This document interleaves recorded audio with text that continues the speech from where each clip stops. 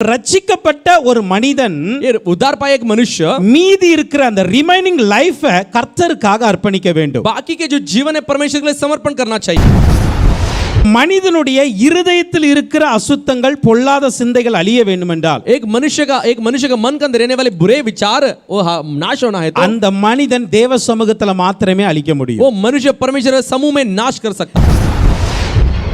ஆவிக்குரிய வாழ்க்கையில உங்களை தடுமாற செய்கிற சில தடைகள் இருக்கும். आत्मिक जीवन में आपका डगमगाने वाले कई सारी चीजें हैं. ஆவிக்குரிய வாழ்க்கையில உங்க முங்கடிக்கிற சில குழிகள் இருக்கும். तो आत्मिक जीवन में आपको डुबाने के लिए कुछ गड्ढे होते हैं. கவனித்து நடக்கணும். चौकसी से चलना.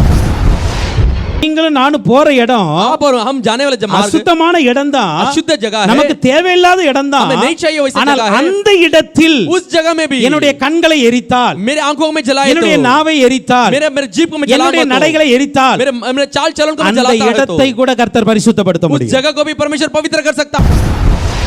தேவ சமூகத்தில் இருதயத்தை சரிப்படுத்தின ஒருவர் परमेश्वर समूह में अपने हृदय को ठीक किया मनुष्य வெளியே போகும் பொழுது बाहर जाते समय தன்னுடைய நடை, தன்னுடைய பார்வை, தன்னுடைய பேச்சு எல்லாத்தையும் எரித்து அழகாக்கினார். अपने बोल, अपने नजर, अपने चाल चलन को अगर नाश करके सीधा करेंगे அந்த இடத்தில் கூட கர்த்தருடைய பரிசுத்தத்தை கொண்டு வர முடியும். उस जगह पर भी परमेश्वर पवित्रता को ला सकता है.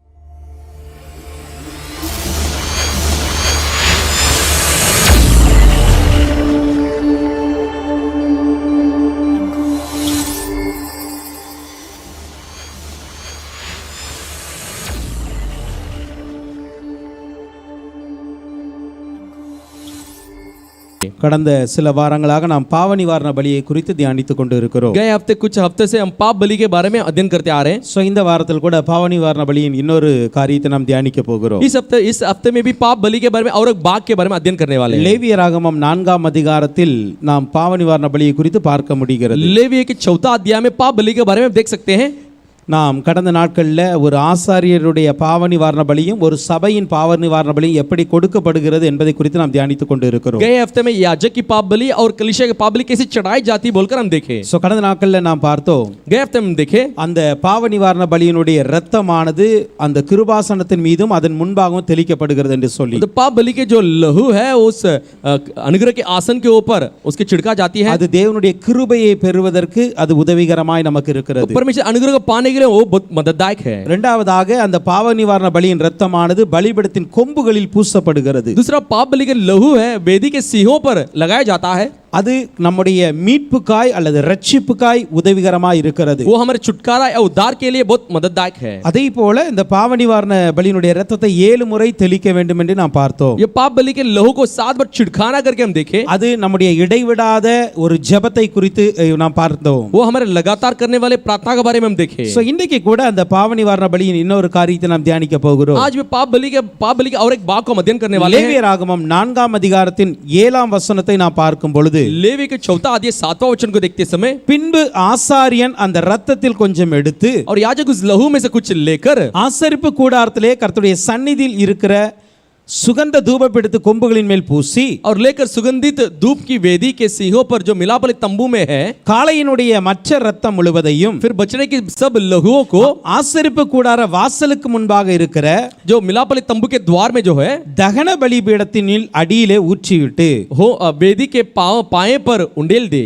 இப்போ அந்த கொல்லப்பட்ட காளையினுடைய இரத்தத்தில் वो मारे के बछड़े के लहू से என்ன பண்ணா ஒரு பாத்திரத்தில் பிடித்து வைப்பாங்க. एक बर्तन में पकड़ के रखते हैं. அதுல ஆசாரியன் முதலாவது தன்னுடைய கைகளை விட்டு, तो याजक पहले अपने उंगलियों को छोड़कर, அது நம்ம கடந்த வாரத்தில் தியானித்தோம், வலது கையை விட வேண்டும் என்று சொல்லி, दाहिने हाथ को छोड़ना कर गए थे अध्ययन किए. அந்த கைகளில் இருக்கிற அந்த இரத்தத்தை 7 முறை தெளிக்க வேண்டும். वो हाथ में जो उन्होंने लहू को 7 बार छिड़काना है. அப்படியே அதற்கப்புறம் பலிபீடத்தின் கொம்புகளில் அந்த இரத்தத்தை பூச வேண்டும். तो वैसा वेदी के सिंहों पर उस लहू को लगाया जाना है. மீதி இருக்கிற இரத்தத்தை, बाकी जो है लहू, அந்த இரத்தத்தை என்ன பண்ண வேண்டும் என்றால், அந்த ஒரு தகன பலிபீடம் இருக்கிறது. तो वहां पे लहू को वेदी जो है ओम बलि की वेदी, அந்த தகன பலிபீடத்தின் அடியிலே ஊற்றி விட वो வேண்டும். वेदी के पाए में उंडेल देना है. நாம் கடந்த நாட்கள்ல நாம் சர்வாங்க தகன பலி, சமாதான பலிகளை குறித்து பார்க்கும் பொழுது, वो जो होम बलि और शांति बलि के बारे में देखते समय இந்த இரத்தமானது நம்முடைய ஜீவியத்தை குறிக்கிறது என்று நாம் பார்த்தோம். ये जो लहू हमारे जीवन को बताती करके बल्कि हम देखे. இப்போ நம்முடைய ஜீவியத்தில் இருக்கிற பாவத்தை போக்குவதற்காக हमारे जीवन के पाप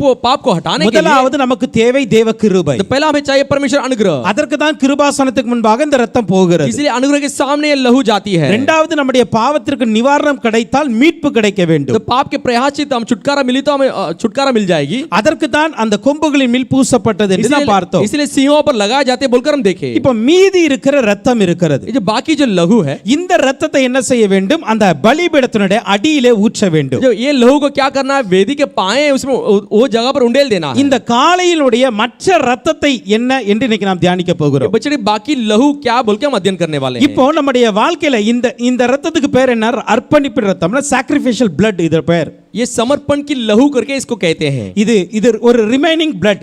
ये जो बाकी जो है वो खून है. மற்ற ரத்தம் நமக்கு கிருபைக்காய் கொஞ்சம் போய்விட்டது. तो कुछ लहू हमारे अनुग्रह के लिए चली गई, கொஞ்சம் ரத்தம் நம்முடைய மீட்புக்காய் போய்விட்டது. थोड़ा लहू हमारे छुटकारा के लिए चली गई. அப்படிதான் நம்முடைய வாழ்க்கையும் கூட वैसे हमारे जीवन में भी நாம் சில வேளை பாவங்களை செய்து கொண்டு வருகிறோம். हम कुछ समय पाप करते आते சில हैं, தவறுகளில் மாட்டிக்கொள்ளுகிறோம். कुछ गलतियों में फंस जाते हैं. அப்படி மாட்டிக்கொள்ளும் பொழுது वैसे फंस जाते समय நாம் தேவனுடைய கிருபைக்காய் நாம் கொஞ்சம் ஜெபிக்கிறோம், நம்முடைய நேரத்தை செலவிடுகிறோம். हम परमेश्वर अनुग्रह के लिए हम प्रार्थना करते हैं, उसके लिए समय बताते हैं. அதை போல தேவனுடைய மீட்புக்காய் நம்முடைய நேரத்தை செலவிடுகிறோம், நம்முடைய வாழ்க்கையை அர்ப்பணிக்கிறோம். परमेश्वर छुटकारा के लिए हम कुछ समय को बिताते हैं, समर्पण करते हैं हमारे जीवन को. இப்ப தேவ கிருபையும் தேவனுடைய இரட்சிப்பும் நமக்கு கிடைத்து விட்டது. परमेश्वर अनुग्रह परमेश्वर छुटकारा में मिल गई. அடுத்ததாக நாம் என்ன செய்ய வேண்டும்? उसके बाद हम क्या करना है? இப்ப இரட்சிப்பையும் மீட்பையும் பெற்ற ஒரு ஒரு ஆவிக்குரிய பிள்ளையானவள் तो छुटकारा और उद्धार को पाए एक परमेश्वर के बच्चे மீதி உள்ள வாழ்க்கையை கர்த்தருக்காய் அர்ப்பணிக்க வேண்டும். बाकी के जीवन को परमेश्वर के लिए समर्पण करना நம்ம चाहिए. கடந்த நாட்களில் தியானித்தோம், இந்த பலிபீடம் என்பது சிலுவைக்கு அடையாளமா இருக்கிறதுன்னு பார்த்தோம். ये गए हफ्ते हम देखे जो वेदी है सूली के लिए चिन्ह है बोलकर. இல்ல போன வாரல முன்னாடி நம்ம பலிகளை குறித்து பார்க்கும் பொழுது பார்த்தோம். तो कुछ हफ्ते के पहले जो वेदी के जो बलि के बारे में देखे तभी. இப்போ இந்த பலிபீடத்தின் அடியில் இந்த ரத்தம் ஊற்றப்படுகிறது. ये वेदी के नीचे ये लहू उंडेला जाता है. அப்போ ஒரு தேவ பிள்ளையானவர் என்ன செய்யணும் அப்படினா, ये परमेश्वर का बच्चा क्या करना है? இதுவரைக்கும் என்னுடைய பாவமான வாழ்க்கையை கர்த்தருடைய கிருபையினால் மாற்றி இருக்கிறார். मेरे जो पाप भरी जीवन थी परमेश्वर अनुग्रह से बदल दी. என்னுடைய வாழ்க்கையில் ரட்சிப்பு வந்திருக்கிறது. मेरे जीवन में एक उद्धार आई है. அப்ப ரட்சிக்கப்பட்ட ஒரு மனிதன் ये उद्धार पाए एक मनुष्य மீதி இருக்கிற அந்த ரிமைனிங் லைஃபை கர்த்தருக்காக அர்ப்பணிக்க வேண்டும். बाकी के जो जीवन है परमेश्वर के लिए समर्पण करना चाहिए. ஹல்லேலூயா. हालेलुया. இன்னைக்கு நாம அப்படி அர்ப்பணிக்கிறோமா என்கிறதுதான் கேள்வி. आज हम ऐसे समर्पण करते हैं क्या? वो एक प्रश्न चिन्ह है. ஹல்லேலூயா. हालेलुया. இப்ப பாருங்க, இந்த மலை ஜெபத்திற்கு முன்பாக पहाड़ी प्रार्थना के पहले அநேகர் பல தவறுகளை செய்திருக்கின்றோம். कई सारे लोग कई सारे पापों को किए हैं.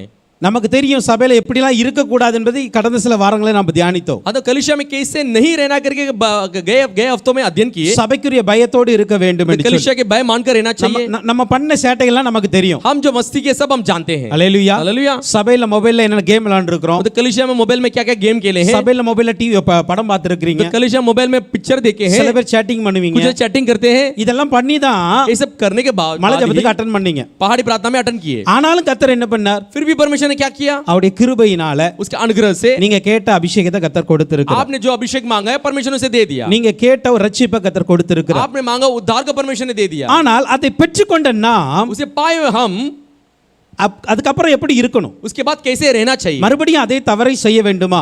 फिर से वही गलती को करना चाहिए? மறுபடியும் அதே பாவங்களை நாம் செய்யணுமா? फिर से वही पाप को हम करना है? மீதி உள்ள வாழ்க்கையை அர்ப்பணிக்க பழகிக்கொள்ள வேண்டும். बाकी के जो जीवन है उसे समर्पण करने के लिए सीख लो. இப்ப நான் சொன்ன காரியம் எல்லாம் ஏதோ நான் கற்பனையில சொல்றேன்னு நினைக்காதீங்க. मैं जो कार्य को अभी बताया ऐसे मैं कल्पना में नहीं बताया. நானும் பார்த்திருக்கிறேன், अनेक சகோதரர்களும் பார்த்திருக்காங்க. मैंने भी देखा हूं, कई सारे भाइयों भी देखे हैं. பாஸ்டர் சில வேளை பார்த்திருப்பாங்க. तो कुछ लोग पासवान जी भी देखे रहेंगे. ஆனாலும் அந்த இடத்துல உங்களை வெட்கப்பட நாங்க விடல. तो वो जगह पे आपको लज्जित शर्मिंदा होने के लिए அந்த नहीं दिए. இடத்துல நம்ம ஹர்ட் பண்ண வேண்டாம் பசங்களை அப்படின்னு விட்டுட்டு போயிருக்கிறோம். उस जगह पर आपको दुख नहीं पहुंचाना बोलकर हम छोड़ के गए. ஆனா கர்த்தர் அதை பார்த்திருக்கிறார். लेकिन प्रभु ने वो देखा है. அதையும் மீறி उसके बावजूद நாம் தேவ சமூகத்துல நம்மை அர்ப்பணிக்கும் பொழுது हम परमेश्वर समूह में आके समर्पण करते समय என்ன பண்ணிருக்கா? அவருடைய ரட்சிப்பை கொடுத்திருக்கிறார். उसने हमें उसका उद्धार को दिया. அவருடைய அபிஷேகத்தை उसका கொடுத்திருக்கிறார். अभिषेक हमें दिया. அவருடைய வரங்களை उसके கொடுத்திருக்கிறார். वरदान को हमें दिया है. ஆனால் இப்ப பெற்றுக்கொண்ட நாம் अभी पाए हुए हम மீதி இருக்கிற அந்த லைஃபை बाकी के जो जीवन है கர்த்தருக்காக அர்ப்பணிக்க பழகிக் கொள்ள तो வேண்டும். प्रभु के लिए समर्पण करना सीख लेना चाहिए. ஏன்னா இந்த ரட்சிப்பும் இந்த அபிஷேகமும் इस उद्धार और ये अभिषेक என்னுடைய நல்ல ஞானமா இருக்கிறேன் அல்லது நல்ல டேலண்டா இருக்கிறவங்ககாண்டி கொடுக்கலாம் ஆண்டவர். तो मैं बहुत बुद्धिमान हूँ, मैं अच्छे एक प्रतिभा भरा व्यक्ति हूँ, इसके लिए नहीं दिया। அவருடைய கிருபையினால் நமக்கு கிடைத்திருக்கிறது. उसके अनुग्रह से हमें मिली है। அவர் நம்ம மீது வைத்த தயவு ஒரு மன்னிப்புனால கிடைத்திருக்கிறது. तो हमारे पर रखा हुआ दया और क्षमा के कारण हमें मिली है। அதனால மறுபடியும் அதே தவறை நாம் செய்யக்கூடாது. फिर से हम वही गलती को नहीं करना। ஹல்லேலூயா. हालेलुया। அப்போ கிருபை ரட்சிப்பை பெற்றுக்கொண்ட ஒருவர் अनुग्रह और उद्धार को पाए हुए एक मनुष्य மீதி உள்ள வாழ்க்கையை கர்த்தருக்காக அர்ப்பணிக்க வேண்டும். बाकी के जीवन है परमेश्वर के लिए समर्पण करना चाहिए। அதை தான் இன்றைக்கு ஆவியானவர் நம்மோடு பேச விரும்புகிறார். इसी चीज को पवित्र आत्मा आज हमसे बात करने के लिए चाहता है। ஏன்னா இதுவரைக்கும் நம்ம வாழ்ந்த வாழ்க்கைக்கும் अब तक हम जिए हुए जिंदगी के இன்றைக்கு நம்ம கிடைத்த மீட்புக்கு அப்புறம் வாழ போற வாழ்க்கைக்கு வித்தியாசம் இருக்க अभी வேண்டும். हम पाए हुए छुटकारे के बाद जीने वाला जिंदगी जो उसमें एक फर्क है। அதுக்கு தான் அந்த ரத்தம் முழுவதையும் பாருங்க, மீதி இருக்கிற ரத்தம் முழுவதையும் ஊற்றப்படுகிறது. देखिए जो बाकी जो लहू पूरे लहू को उंडेल देते हैं। அப்ப இதுவரைக்கும் நான் ஆண்டவருக்கு கொஞ்சம் கொஞ்சம் வாழ்க்கையை கொடுத்திருக்கலாம். अब तक मैं परमेश्वर को थोड़ा थोड़ा मेरा जीवन को दिया हूं। என்னுடைய வாழ்க்கையில பாதி ஆண்டவருக்கும் பாதி உலகத்துக்கும் போயிருக்கலாம். मेरा जीवन आधा आधा दुनिया के लिए आधा परमेश्वर के लिए गई है। நம்முடைய வாழ்க்கை கொஞ்ச நேரம் ஆண்டவருக்காக அதிக நேரம் உலகத்திற்காக போயிருக்கலாம். तो हमारी जिंदगी थोड़ा देर परमेश्वर के लिए अधिक समय दो दुनिया के लिए गई रही। ஆனா அதையும் பார்த்து தான் ஆண்டவர் அவருடைய கிருபையை கொடுத்திருக்கிறார். उसे देखकर परमेश्वर ने अनुग्रह का में दिया है। அதையும் பார்த்து தான் ஆண்டவர் கிருபையினால மீட்பையும் கொடுக்கிறார். उसे भी देखकर परमेश्वर ने हमें छुटकारा में उद्धार का में दिया है। இப்போ அதன்படி நாம் பெற்றுக்கொண்டது கிருபையின்படி பெற்றுக்கொண்ட அந்த மீட்பை காத்துக்கொள்ளணும் அப்படினா तो अनुग्रह से पाए हुए छुटकारा को बरकरार रखने के लिए மீதம் இருக்கிற முழு வாழ்க்கையும் கர்த்தருக்காக அர்ப்பணிக்க வேண்டும். बाकी की जो पूरा जिंदगी है जीवन है परमेश्वर के लिए समर्पण करना चाहिए। வசனம் இப்படி சொல்லுகிறது, वचन इस तरह कहती है முடிவு பரியந்த நிலை நிற்கிறவனே ரட்சிக்கப்படுவான். आखिरी तक तो टिका रहेगा वही उद्धार पाएगा। இன்றைக்கு பெற்ற இந்த ரட்சிப்பை आज पाए वो उद्धार को நீங்க நாளைக்கு இழந்துட்டீங்க அப்படினா உங்களுடைய ரட்சிப்பு கேள்விக்குறியாய் மாறும். आप कल उसे खो जाएंगे तो उसका आपका उद्धार प्रश्न चिन्ह बन जाएगा। நீங்க மறுபடியும் அடுத்த மலை ஜெபத்துல வந்து உட்கார்ந்து அழதான் செய்யணும். तो आप दूसरे जब पहाड़ी प्रार्थना आएगी उसमें बैठकर रोना ही पड़ेगा। மறுபடியும் அடுத்த அபிஷேக கூட்டத்துல உட்கார்ந்து அழணும். फिर से अगले अभिषेक में प्रार्थना बैठ के रोना ही पड़ेगा। ஆனால் அந்த சிச்சுவேஷனுக்கு நம்ம போக கூடாது. उस स्थिति के लिए हम नहीं पहुंच जाना। அதை தான் இன்னைக்கு ஆண்டவர் சொல்ல விரும்புகிறார். उसे आज पवित्र आत्मा कहने के लिए चाहता है। 1 பேதுரு 1:14 பார்க்கும் பொழுது पहला पत्रस पहला 14 में देखते हैं, நீங்கள் முன்னே உங்கள் அறியாமையிலே கொண்டிருந்த இச்சைகளின்படி இனி நடவாமல் आज्ञाकारी बालकों की नाई अपनी अज्ञानता के समय की पुरानी अभिलाषा से கீழ்ப்படிகிற பிள்ளைகளாய் இருந்து आज्ञा पालन करने वाला बनकर रहना चाहिए। முன்னே நீங்கள் அறியாமையினால அதை செய்தீர்கள். अज्ञानता में पहले आपने वैसी की। இந்த பாவ நிவாரண பலியை பார்க்கும் பொழுது கூட इस पाप बलि में देखते समय இந்த 4ஆம் அதிகாரம் 2ஆம் வசனத்துல 14 अध्याय दूसरा वचन में அறியாமையினால் ஒரு பாவம் வந்து अज्ञानता के कारण एक पाप आता அப்ப है। முன்னாடி செய்யும் பொழுது உங்களுக்கு தெரியல, உண்மையிலே தெரியல. तो पहले आप करते समय आपको सचमुच कहने या तो आप नहीं जानते। விளையாட்டு பிள்ளைகளா இருந்தீங்க, मजाक में थे, ஏதோ இந்த வயசுல தானே ஜாலியா இருக்கணும் இருந்தீங்க. इस उम्र में अच्छा मजाक कर सकते बोलकर आप रहे थे। சோ அதனால ஆண்டவர் என்ன பண்றாரு, அறியாமையில செய்கிற பாவங்களை கர்த்தர் விடுறார். इसलिए परमेश्वर क्या करता है, अज्ञानता में करने वाले पाप को परमेश्वर छोड़ देता है, அதுக்கு ஒரு மன்னிப்பு கொடுக்கிறார். उसके लिए क्षमा देता है। ஆனா இப்போ நீங்க அறிந்து இருக்கிறீங்க, अभी आप जाने हैं, இப்போ என்ன பண்ணணும், अभी क्या करना है, முன்னாடி அறியாமையில் செய்திருந்த அந்த பாவங்களை जब अनजाने में किया वो पापों அந்த को, இச்சைகளை उस अभिलाषाओं को விட்டு उस छोड़कर இனி ஆண்டவருக்காக கீழ்ப்படிதல் உள்ளவர்களாய் இருக்க வேண்டும். परमेश्वर के लिए आज्ञाकारी बनना चाहिए। அப்ப இனி கீழ்ப்படிகிற ஒரு வாழ்க்கை, अभी आज्ञाकारी एक जीवन। ரோமர் 6ஆம் அதிகாரத்தின் 6ஆம் வசனம் இப்படியாய் சொல்லுகிறது, रोमियो को छठवां वचन इस तरह कहती है, நாம் இனி பாவத்திற்கு ஊழியம் செய்யாதபடிக்கு अभी हम पाप के लिए सेवन नहीं,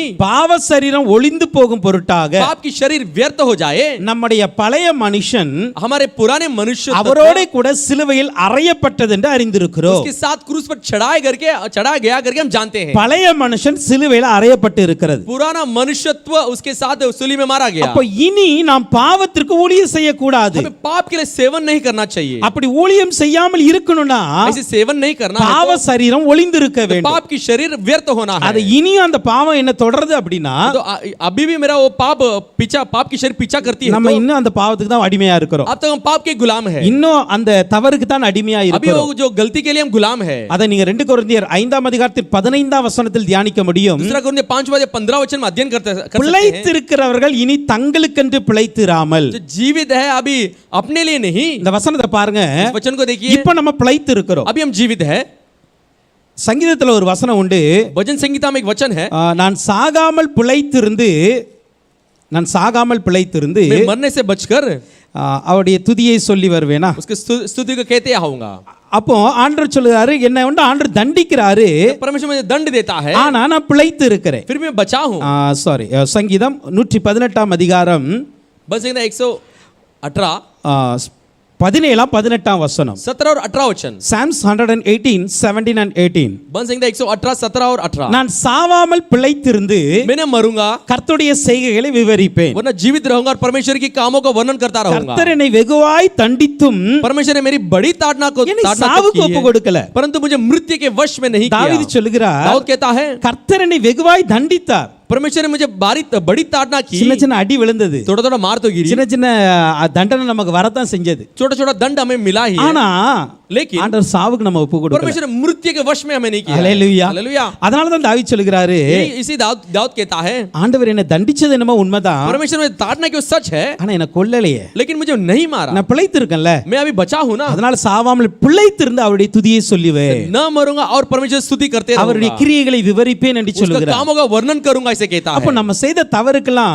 हम जो गलती को किए हैं ஆண்டவர் ஒரு பயங்கரமான தண்டனை கொடுத்தா இதுக்குள்ள நம்ம மரிச்சிருக்கணும் अगर परमेश्वर हमें बड़ी एक ताड़ना दंड दिया तो हमें अब तक मरना அத चाहिए கடந்த வாரத்துல நம்ம சொன்னோம் इसलिए गए हफ्ते हम देखे நம்ம பண்ணின அக்கிரமத்துக்கெல்லாம் हम जो किए अधर्म को நம்ம எத்தனையோ அட்டுழியம் பண்ணியிருக்கோம் हम कई सारे अधर्म काम किए हैं அந்த ஆசரிப்பு கூடாரத்துல இருந்த அந்த பயங்கரமான பட்சிக்கிற அக்கினியான தேவன் இருந்திருந்தா जो मिलाप वाले तंबू को भस्म करने वाले अग्नि के परमेश्वर रहा हो இந்த ஆலயத்தின் வாசப்படியை கூட நம்ம மிதிக்க इस முடியாது भवन के फाटक को हमें पैर नहीं रख सकते ஹalleluya हालेलुया ஆனாலும் அதையும் மீறி தேவ கிருபையினால் நீங்க நம்ம பிழைத்திருக்கிறோம் उसे भी पार करके परमेश्वर अनुग्रह से हम बचे அப்ப हैं பிழைத்திருக்கிற நாம் என்ன செய்யணும் और जब बचे हुए हम क्या करना है பிழைத்திருக்கிறவர்கள் இனி தங்களுக்கென்று பிழைத்திராமல் जो जीवित है अपने लिए जीवित नहीं அப்ப நீங்களும் நானும் இன்னைக்கு பிழைத்திருக்கிறோம் உயிரோட இருக்கணும் அப்படின்னா आज आप और मैं जीवित है तो நமக்காக அல்ல हमारे लिए नहीं நமக்காக நாம் பிழைத்திருக்கிற हमारे लिए हम जीवित नहीं है நமக்காக நான் உயிரோட இருக்கல हमारे लिए हम जीवित नहीं है அங்க சொல்லப்பட்டு இருக்கிறது தங்களுக்காக மரித்து எழுந்தவருக்கென்று பிழைத்திருக்கிறோம் तो अपने लिए मरकर जी उठा उसके लिए हम जीवित है அல்லேலூயா हालेलुया மரித்து எழுந்தவர் யார் जो मरकर जी उठा कौन है இயேசு கிறிஸ்து यीशु मसीह அப்ப நீங்களும் நானும் இன்னைக்கு பிழைத்திருக்கிறோம்னா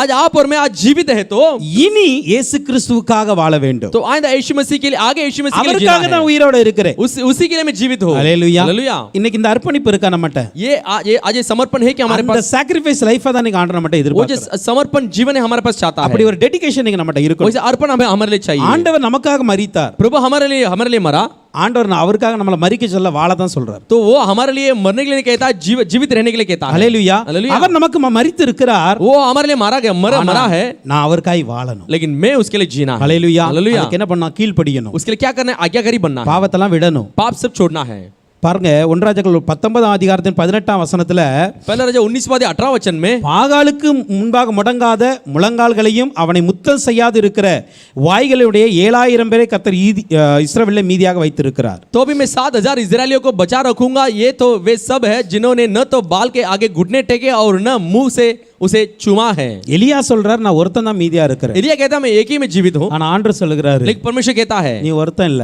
सिर्फ तू नहीं இனி 7000 பேர் மீதியா और இருக்கிறாங்க 7000 लोग जीवित है அவங்களும் பாகாலுக்கு முன்பாக முழங்கால்லாம் படியிட वो மாட்டாங்க भी बाल के सामने घुटने नहीं टेके அவன முத்தலாம் செய்ய उसे மாட்டாங்க चूमा नहीं देते हैं இன்னைக்கு நம்மள கர்த்தர் அப்படிதான் வைத்திருக்கிறார் परमेश्वर हमें वैसे ही रखा है சோ அப்ப மீதியா இருக்கிற நம்முடைய லைஃப் तो बचे हुए हमारे जीवन को நம்முடைய ரிமைனிங் லைஃப் கர்த்தருக்காக டெடிகேஷனோட ஒரு சாக்ரிஃபைஸோட இருக்கணும் तो हमारे बाकी का जीवन है परमेश्वर के अर्पणित जीवन बनकर रहना चाहिए அதான் ஆண்டவர் விரும்புகிறார் वही परमेश्वर हमें आज चाहता है ஏசாயா 10ஆம் அதிகாரத்துல ईसाया 10वां अध्याय 20 21 வசனங்களை பார்க்கும் பொழுது 20 और 21 में देखते समय அக்காலத்துல இஸ்ரவேலில் மீதியானவர்களும் उस समय इजराइल के बचे हुए लोग யாக்கோபின் வம்சத்தில் தப்பினவர்களும் और याकूब के घराने के भागे हुए பின் ஒருபோதும் தங்களை அடித்தவனை சார்ந்து கொள்ளாமல் अपने मारने वाले पर फिर कभी भरोसा नहीं रखेंगे இஸ்ரவேலின் பரிசுத்தராகிய கர்த்தரையே உண்மையாக சார்ந்து கொள்வார்கள் इजराइल हम पवित्र उसी का ही भरोसा सहायता लेंगे மீதியா இருப்பவர்கள் யாக்கோபில் மீதியா இருப்பவர்களே வல்லமையுள்ள தேவனிடத்தில் திரும்புவார்கள் याकूब से बचे हुए लोग पराक्रमी परमेश्वर की ओर फिरेंगे அப்ப மீதியா இருக்கிறவர்கள் जो बचे हुए लोग கர்த்தருடைய அந்த பரிசுத்தராகிய கர்த்தரையே சார்ந்து கொள்ள जो வேண்டும் पवित्र परमेश्वर के ही सहारा लेना So, है அப்ப நம்முடைய வாழ்க்கையானது हमारा जीवन जो है கிருபையும் ரட்சிப்பையும் பெறுவதற்கு முன்பாக अनुग्रह उद्धार पाने से पहले நீங்க எப்படினாலும் வாழ்ந்திருக்கலாம் आप कैसा भी जिए रहेंगे என்னனாலும் செஞ்சிருக்கலாம் आप कुछ भी कर सकते हैं ஆனால் लेकिन கிருபையும் ரட்சிப்பையும் நம்முடைய வாழ்க்கையில வந்துட்டா अनुग्रह उद्धार हमारे जीवन में आ गई तो நம்ம அதுக்கப்புறம் ஆண்டவருக்காக மாத்திரமே வாழ வேண்டும் उसके बाद हम परमेश्वर के लिए जीना है வேதத்துல சில சாட்சிகள் நமக்கு இருக்கிறது शास्त्र में कुछ गवाही हमारे लिए है அதை மாத்திரம் சொல்றேன் सिर्फ उसी को मैं कहता हूं நமக்கு தெரியும் தாவீது हम जानते हैं दाऊद को தாவீதினுடைய வாழ்க்கையில ஒரு மிகப்பெரிய பாவம் நடந்தது உண்மை दाऊद के जीवन में एक बहुत बड़ी पाप हुई सच है அல்லேலூயா हालेलुया ஆனா வசனம் இப்படியே சொல்லுகிறது शास्त्र इस तरह कहती है அந்த அந்த ஒரு தவறை மாத்திரம் தான் தாவீது செய்தார் என்று சொல்லி उस एक ही गलती को वो दाऊद ने किया करके कहती है। அந்த உரியாவின் சங்கதி தவிர उरिया के जो जो जो संगति है அந்த அந்த அந்த மேட்டரை விட उस कार्य के अलावा எந்த ஒரு தவறையும் தாவீது செய்யவில்லை என்று வேதம் நமக்கு குறிப்பிடுகிறது. दूसरा कोई पापों को दाऊद किया है ऐसा शास्त्र नहीं कहती அப்ப है। தாவீது ஒரு முறை தவறு செய்தார், दाऊद एक बार गलती किया, ஒரு முறை பாவம் செய்தார். एक बार पाप किया, ஆனால் लेकिन அதற்கப்புறம் उसके बाद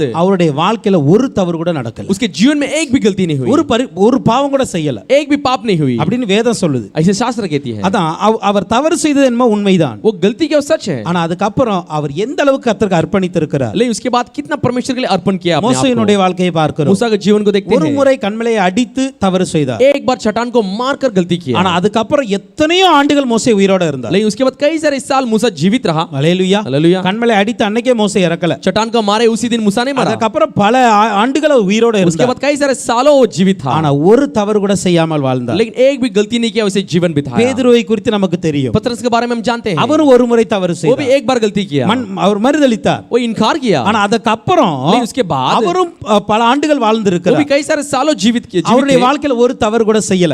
उसके जीवन में एक भी गलती नहीं हुई। இது ஜஸ்ட் ஒரு எக்ஸாம்பிள் தான் சொல்றேன். மூன்று பேரை, मैं एक थोड़ा सा उदाहरण इन तीन जन को இந்த बताया। மூன்று பேரை குறித்து ஆண்டவரே சாட்சி ये கொடுத்திருக்கிறார். तीन जन के बारे में परमेश्वर स्वयं गवाही दिया है। அல்லேலூயா. हालेलुया। தாவீதுக்கு அந்த பாருங்க, இந்த மூன்று பேரை எந்த அளவுக்கு சாட்சியா வைத்திருக்கிறார் பாருங்க. ये तीनों लोग को कितने गवाही रूप बना के रखा है। யூதா இஸ்ரவேல்ல எத்தனை ராஜாக்கள் எழும்பினாலும், यहूदा और इजराइल में कितना भी राजा उठने दो, அத்தனை ராஜாக்களையும் ஆண்டவர் சொல்லுவார், उतने राजाओं को परमेश्वर कहता है என் தாசனாகிய தாவீதை போல அவங்க இல்ல, मेरे दास दाऊद के समान वो नहीं है, என் தாவீதை போல அவங்க உண்மையா இல்ல, मेरे दाऊद के समान वो सच्चा தாவீதை போல नहीं है, செம்மையா இல்ல. वो दाऊद के हम सीधा नहीं அந்த है। அளவுக்கு தாவீதை சாட்சியா கர்த்தர் நிறுத்தினார். इतना परमेश्वर दाऊद को गवाही रूपी खड़ा பேதுரு किया। தவறு செய்தார். पतरस गलती किया, பேதுரு என்ன ஆண்டவர் சொன்னாரு? पतरस को क्या कहा, இந்த கல்லின் மேல தான் நான் சபையை கட்ட போறேன். इस पत्थर के ऊपर मैं मेरा कलीसिया को बांधने वाला ஆண்டவருக்கு हूं। தெரியும், क्योंकि परमेश्वर जानता இதுக்கு है அப்புறம் பேதுரு ஒரு தவறு கூட செய்ய इसके மாட்டார். बाद पतरस एक भी गलती नहीं करेगा। அல்லேலூயா. हालेलुया। மோசேயை பார்த்து ஆண்டவர் ஆல்ரெடி சொல்லிட்டாரு, मूसा को देखकर परमेश्वर पहले से कह दिया, உங்களோட பேசுற மாதிரிலாம் பேச तो மாட்டேன், आपके जैसे मैं बात करता हूं वैसे நான் नहीं, மோசேயோட முகமாவே मैं பேசுவேன். मूसा के साथ आमने सामने बात करता அப்ப हूं। இவங்க மூன்று பேரும் ஆண்டவரே சாட்சி கொடுக்க காரணம் என்ன தெரியுமா? ये तीनों लोगों के बारे में परमेश्वर स्वयं क्यों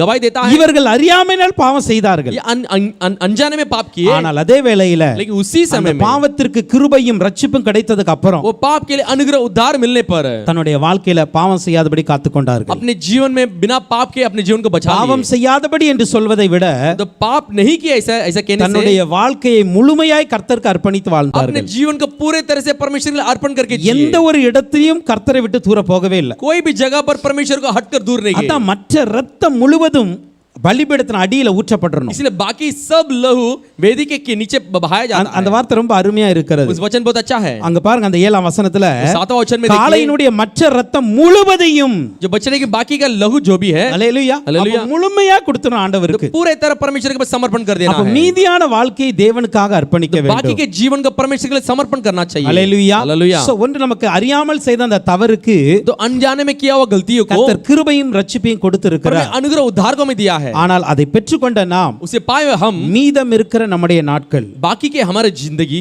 என்னைக்கு தெரியாது, எத்தனை நாட்கள் நமக்கு தெரியாது. कितने दिन करके हम नहीं जानते। இன்னைக்கு உயிரோட இருக்கிற நாளைக்கு இருப்போமான்னு தெரியாது. तो आज हम जीवित रहेंगे, कल रहेंगे या नहीं पता नहीं। மேபி ஒரு மாசம் இருக்கலாம், हो सकता है 1 महीना, சில வருடங்கள் இருக்கலாம். कुछ साल हो सकते हैं। அல்லேலூயா. हालेलुया। மீதம் இருக்கிற எத்தனை நாட்கள் இருந்தாலும் சரி, बाकी बचे कुछ कितने दिन भी होने दो, அத்தனை நாட்களையும் நான் கர்த்தருக்காக அர்ப்பணித்து வாழுவேன் என்கிற ஒரு அர்ப்பணிப்பு நமக்கு இருக்க वो வேண்டும். सारे दिन परमेश्वर के लिए जीना है, अर्पण करना, वैसे अर्पणित जीवन हमारे लिए होनी चाहिए। இவர்கள் யார் தெரியுமா? ये सब कौन पता है? உண்மையாக கர்த்தருக்காக சாட்சியா இருப்பவர்கள். सच्चाई से प्रभु के लिए गवाही रूपी खड़े रहने वाले हैं। அல்லேலூயா. हालेलुया। ஏன்னா நான் செய்த தவறுக்கெல்லாம் ஆண்டவர் என்ன மன்னிப்பு கொடுத்துட்டார், मैं जो गलती किया सारी गलतियों को परमेश्वर क्षमा दे दिया, எனக்கு கிருபை கொடுத்துட்டார். मुझे अनुग्रह दे दिया। ஆனா அதுக்கு நான் உண்மையா இருக்கணும். उसके लिए मैं सच्चाई से रहना है। அல்லேலூயா. हालेलुया। அப்படி அர்ப்பணிக்கலாமா? वैसे हम அப்ப अर्पण करेंगे क्या? உண்மையாக ஆண்டவருக்கு சாட்சியாய் வாழுகிறவர்கள் தான் மீதமுள்ள வாழ்க்கையை கர்த்தருக்காக அர்ப்பணிக்கிறவர்கள். सच्चाई के साथ जो जीवन बिताते हैं वही बाकी के जीवन को सच्चाई से परमेश्वर को अर्पण कर सकते हैं। அல்லேலூயா. हालेलुया। அடுத்த காரிய சம்பவத்தை பார்க்கும் பொழுது अगला संभोग हम देखते हैं, லேவியராகமம் 4ஆம் அதிகாரத்தின் 8 இலிருந்து 10 வரைக்கும் பார்க்கும் பொழுது लेवी को 4 अध्याय 8 से लेकर 10 तक देखते समय பாவ நிவாரண பலியான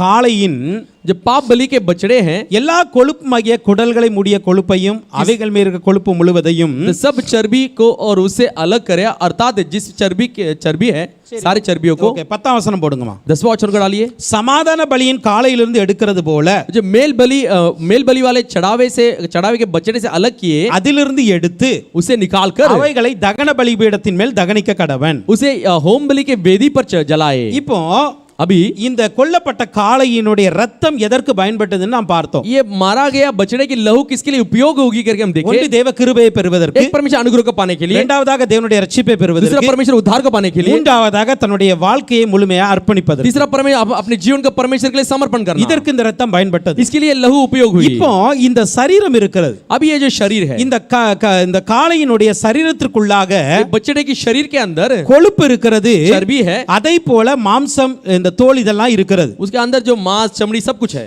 இப்போ இந்த காளையில பாருங்க, इस बछड़े में देखिए ரெண்டு விதமான எரிக்கிற அனுபவம் இருக்கிறது।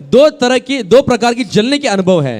இந்த கொழுப்பை என்ன பண்ணணும் அப்படினா, ये जो चर्बी को क्या करना है, பலிபீடத்தில் எரிக்கிறார்கள்। तो वेदी पे जलाते हैं எல்லா கொழுப்பையும், सारे चर्बियों को, குடல்ல இருக்க கொழுப்பா இருக்கட்டும், சரீரத்துல இருக்க கொழுப்பா இருக்கட்டும், अंतड़ी में होने दो, शरीर में होने दो, सारे चीजें, எல்லாவித கொழுப்பையும் எடுத்து सारे तरह की प्रकार की चर्बी பலிபீடத்தில் வைத்து எரிக்கிறார்கள்। वेदी को ऊपर रख के जलाते हैं। லேவியராகமம் 16ஆம் அதிகாரத்தின் 25ஆம் வசனத்தை பார்க்கும் பொழுது, लेवी को 16 अध्याय 25 वचन को देखते समय, பாவ நிவாரண பலியின் கொழுப்பை பலிபீடத்தின் மேல் தகனிக்க கடவன்। पाप बलि की चर्बी को वो वेदी पर जलाए। தகனித்தல் என்றால் எரித்தல் என்று நமக்கு தெரியும்। वो जो चढ़ाए जाने जलाए जाने का मतलब है। அப்போ இந்த காளையில இந்த கொழுப்பு பலிபீடத்தில் எரிக்கப்படுகிறது, जो बछड़े की जो चर्बी है वेदी पर जलाया जाता है, ஆனால் சில அவயங்கள், लेकिन कुछ अंग, அது மாம்சமா இருக்கட்டும், தோலா இருக்கட்டும், वो शरीर होने दो या अपना मांस होने दो या चमड़ी होने दो, இதெல்லாம் ये सब பாளையத்திற்கு புறம்பே எரிக்கப்படுகிறது। छावनी के बाहर जलाया जाना है। அல்லேலூயா। हालेलुया। அப்ப இந்த காளைக்கு ரெண்டு விதமான எரிகிற அனுபவம் இருக்கிறது। इस बछड़े की दो प्रकार की जलने का अनुभव है। நம்முடைய வாழ்க்கையிலும் ரெண்டு விதமான எரிகிற அனுபவம் இருக்கணும்। हमारे भी जीवन में दो प्रकार की जलने का अनुभव होनी ஒன்று चाहिए। பலிபீடத்தில் எரிகிற அனுபவம், एक वेदी पर जलने का अनुभव, இன்னொன்று பாளையத்திற்கு புறம்பே எரிகிற அனுபவம்। एक छावनी के बाहर जलने के अनुभव। இந்த பலிபீடத்தில் எரிகிற அனுபவம் என்றால் என்ன? ये वेदी पर जलाए जाने का अनुभव क्या है? பலிபீடத்தில் எரிகிற அனுபவம் என்பது தேவ சமூகத்தில் எரித்தல் அல்லது அழித்தல் என்று அர்த்தம்। तो वेदी पर जलाए जाना मतलब परमेश्वर समूह में समर्पण करना, जलाए जाना। அல்லேலூயா। அதை முழுவதுமாய் எரிக்க வேண்டும், तो उसे पूरी तरह से जला देना அப்படினா அது चाहिए, இல்லாதபடி அழிக்கப்பட வேண்டும், उसके नाश कर देना चाहिए। இப்ப தேவ சமூகத்துல ஒரு மனிதனுடைய வாழ்வு எரிக்கப்பட जब வேண்டும்। परमेश्वर समूह में एक मनुष्य का जीवन जलाए जाना है, சில காரியத்தை कुछ कार्य में தேவ சமூகத்துல எரிக்க முடியாது, परमेश्वर समूह में जलाने வெளியே தான் எரிச்சாங்க। अब बाहर ही जलाना है। அல்லேலூயா। हालेलुया। சில காரியத்தை कुछ कार्य को வெளியே எரிக்க முடியாது, बाहर जला नहीं सकते, தேவ சமூகத்துல தான் எரிக்க முடியும்। परमेश्वर समूह में ही जलाना है। அது என்ன என்பதை நாம் தியானிக்க போகிறோம்। क्या बोलकर अध्ययन करने அப்ப वाले நம்முடைய வாழ்க்கையில இந்த ரெண்டு விதமான எரிகிற அல்லது அழிக்கிற அனுபவம் வர तो வேண்டும்। हमारे जीवन में दो प्रकार की जलना या नाश कराने के अनुभव में आनी चाहिए। அப்பந்தான் இந்த பாவ நிவாரண பலியை கொடுத்ததற்கு அடையாளமா இருக்கும்। तभी जगह पाप बलि को देने में एक मतलब होगी। ஹல்லேலூயா। ஹல்லேலூயா। பாருங்க மத்தேயு 15ஆம் அதிகாரத்தின் 18 லிருந்து 20 வரைக்கும் நாம் பார்க்கும் பொழுது, मत्ती 15 अध्याय 18 से लेकर 20 तक हम देखते समय, வாயிலிருந்து புறப்படுகிறவைகள் இருதயத்திலிருந்து புறப்பட்டு வரும், जो कुछ मुंह में से निकलती है वो मन में से निकलती है, அவைகளே மனுஷனை और தீட்டுப்படுத்தும்। वही मनुष्य को शुद्ध करता है। எப்படி எனில், कैसे? இருதயத்திலிருந்து பொல்லாத சிந்தனைகளும், जो हृदय में से बुरे विचार, கொலை பாதகங்களும், तो कुचिंता, விபச்சாரங்களும், हत्या, व्यभिचार, வேசித்தனங்களும், जो स्त्री गमन, களவுகளும், பொய் சாட்சிகளும், தூசணங்களும் புறப்படும்। झूठी गवाही और निंदा मन में से निकलती है। இப்போ இவைகளே மனுஷனை தீட்டுப்படுத்தும்। यही मनुष्य को अशुद्ध करती है। அப்ப ஆண்டவர் சொல்லுகிறார், तो परमेश्वर कहता है, இருதயத்திலிருந்து வருகிறவைகள் जो हृदय में से मन में से जो ஒரு निकलती மனுஷனை है, தீட்டுப்படுத்துகிறது। एक मनुष्य को अशुद्ध करती है। அப்படினா அதுவும் நம்முடைய பாவத்தை, நம்முடைய வாழ்க்கையில அசுத்தத்தை கொண்டு வருகிறது। तो वो भी हमारे जीवन में पाप और अशुद्ध को लाती है। இப்ப இந்த இருதயத்தை ये हृदय को நீங்கள் பாளையத்துக்கு புறம்பே அப்படின்னா உங்களுடைய தேவாலயத்திற்கு வெளியாகவோ அல்லது வீட்டிற்கு வெளியாகவோ நீங்க அழிக்க முடியாது। जो चांदनी के बाहर या बोलेगे तो आप घर के बाहर या कलश के बाहर जला नहीं सकते। ஒரு மனிதனுடைய இருதயத்தில் இருக்கிற அசுத்தங்கள், பொல்லாத சிந்தைகள் அழிய வேண்டும் என்றால், एक मनुष्य का मन के अंदर रहने वाले बुरे विचार वो नाश होना है, तो அந்த மனிதன் தேவ சமூகத்துல மாத்திரமே அழிக்க முடியும்। वो मनुष्य परमेश्वर समूह में नाश कर सकता है। நீங்க வெளியே போய் எவ்வளவு தான் ட்ரை பண்ணாலும் அழிக்க முடியாது। बाहर से कितना भी कोशिश करो नहीं होगी। அல்லேலூயா। हालेलुया।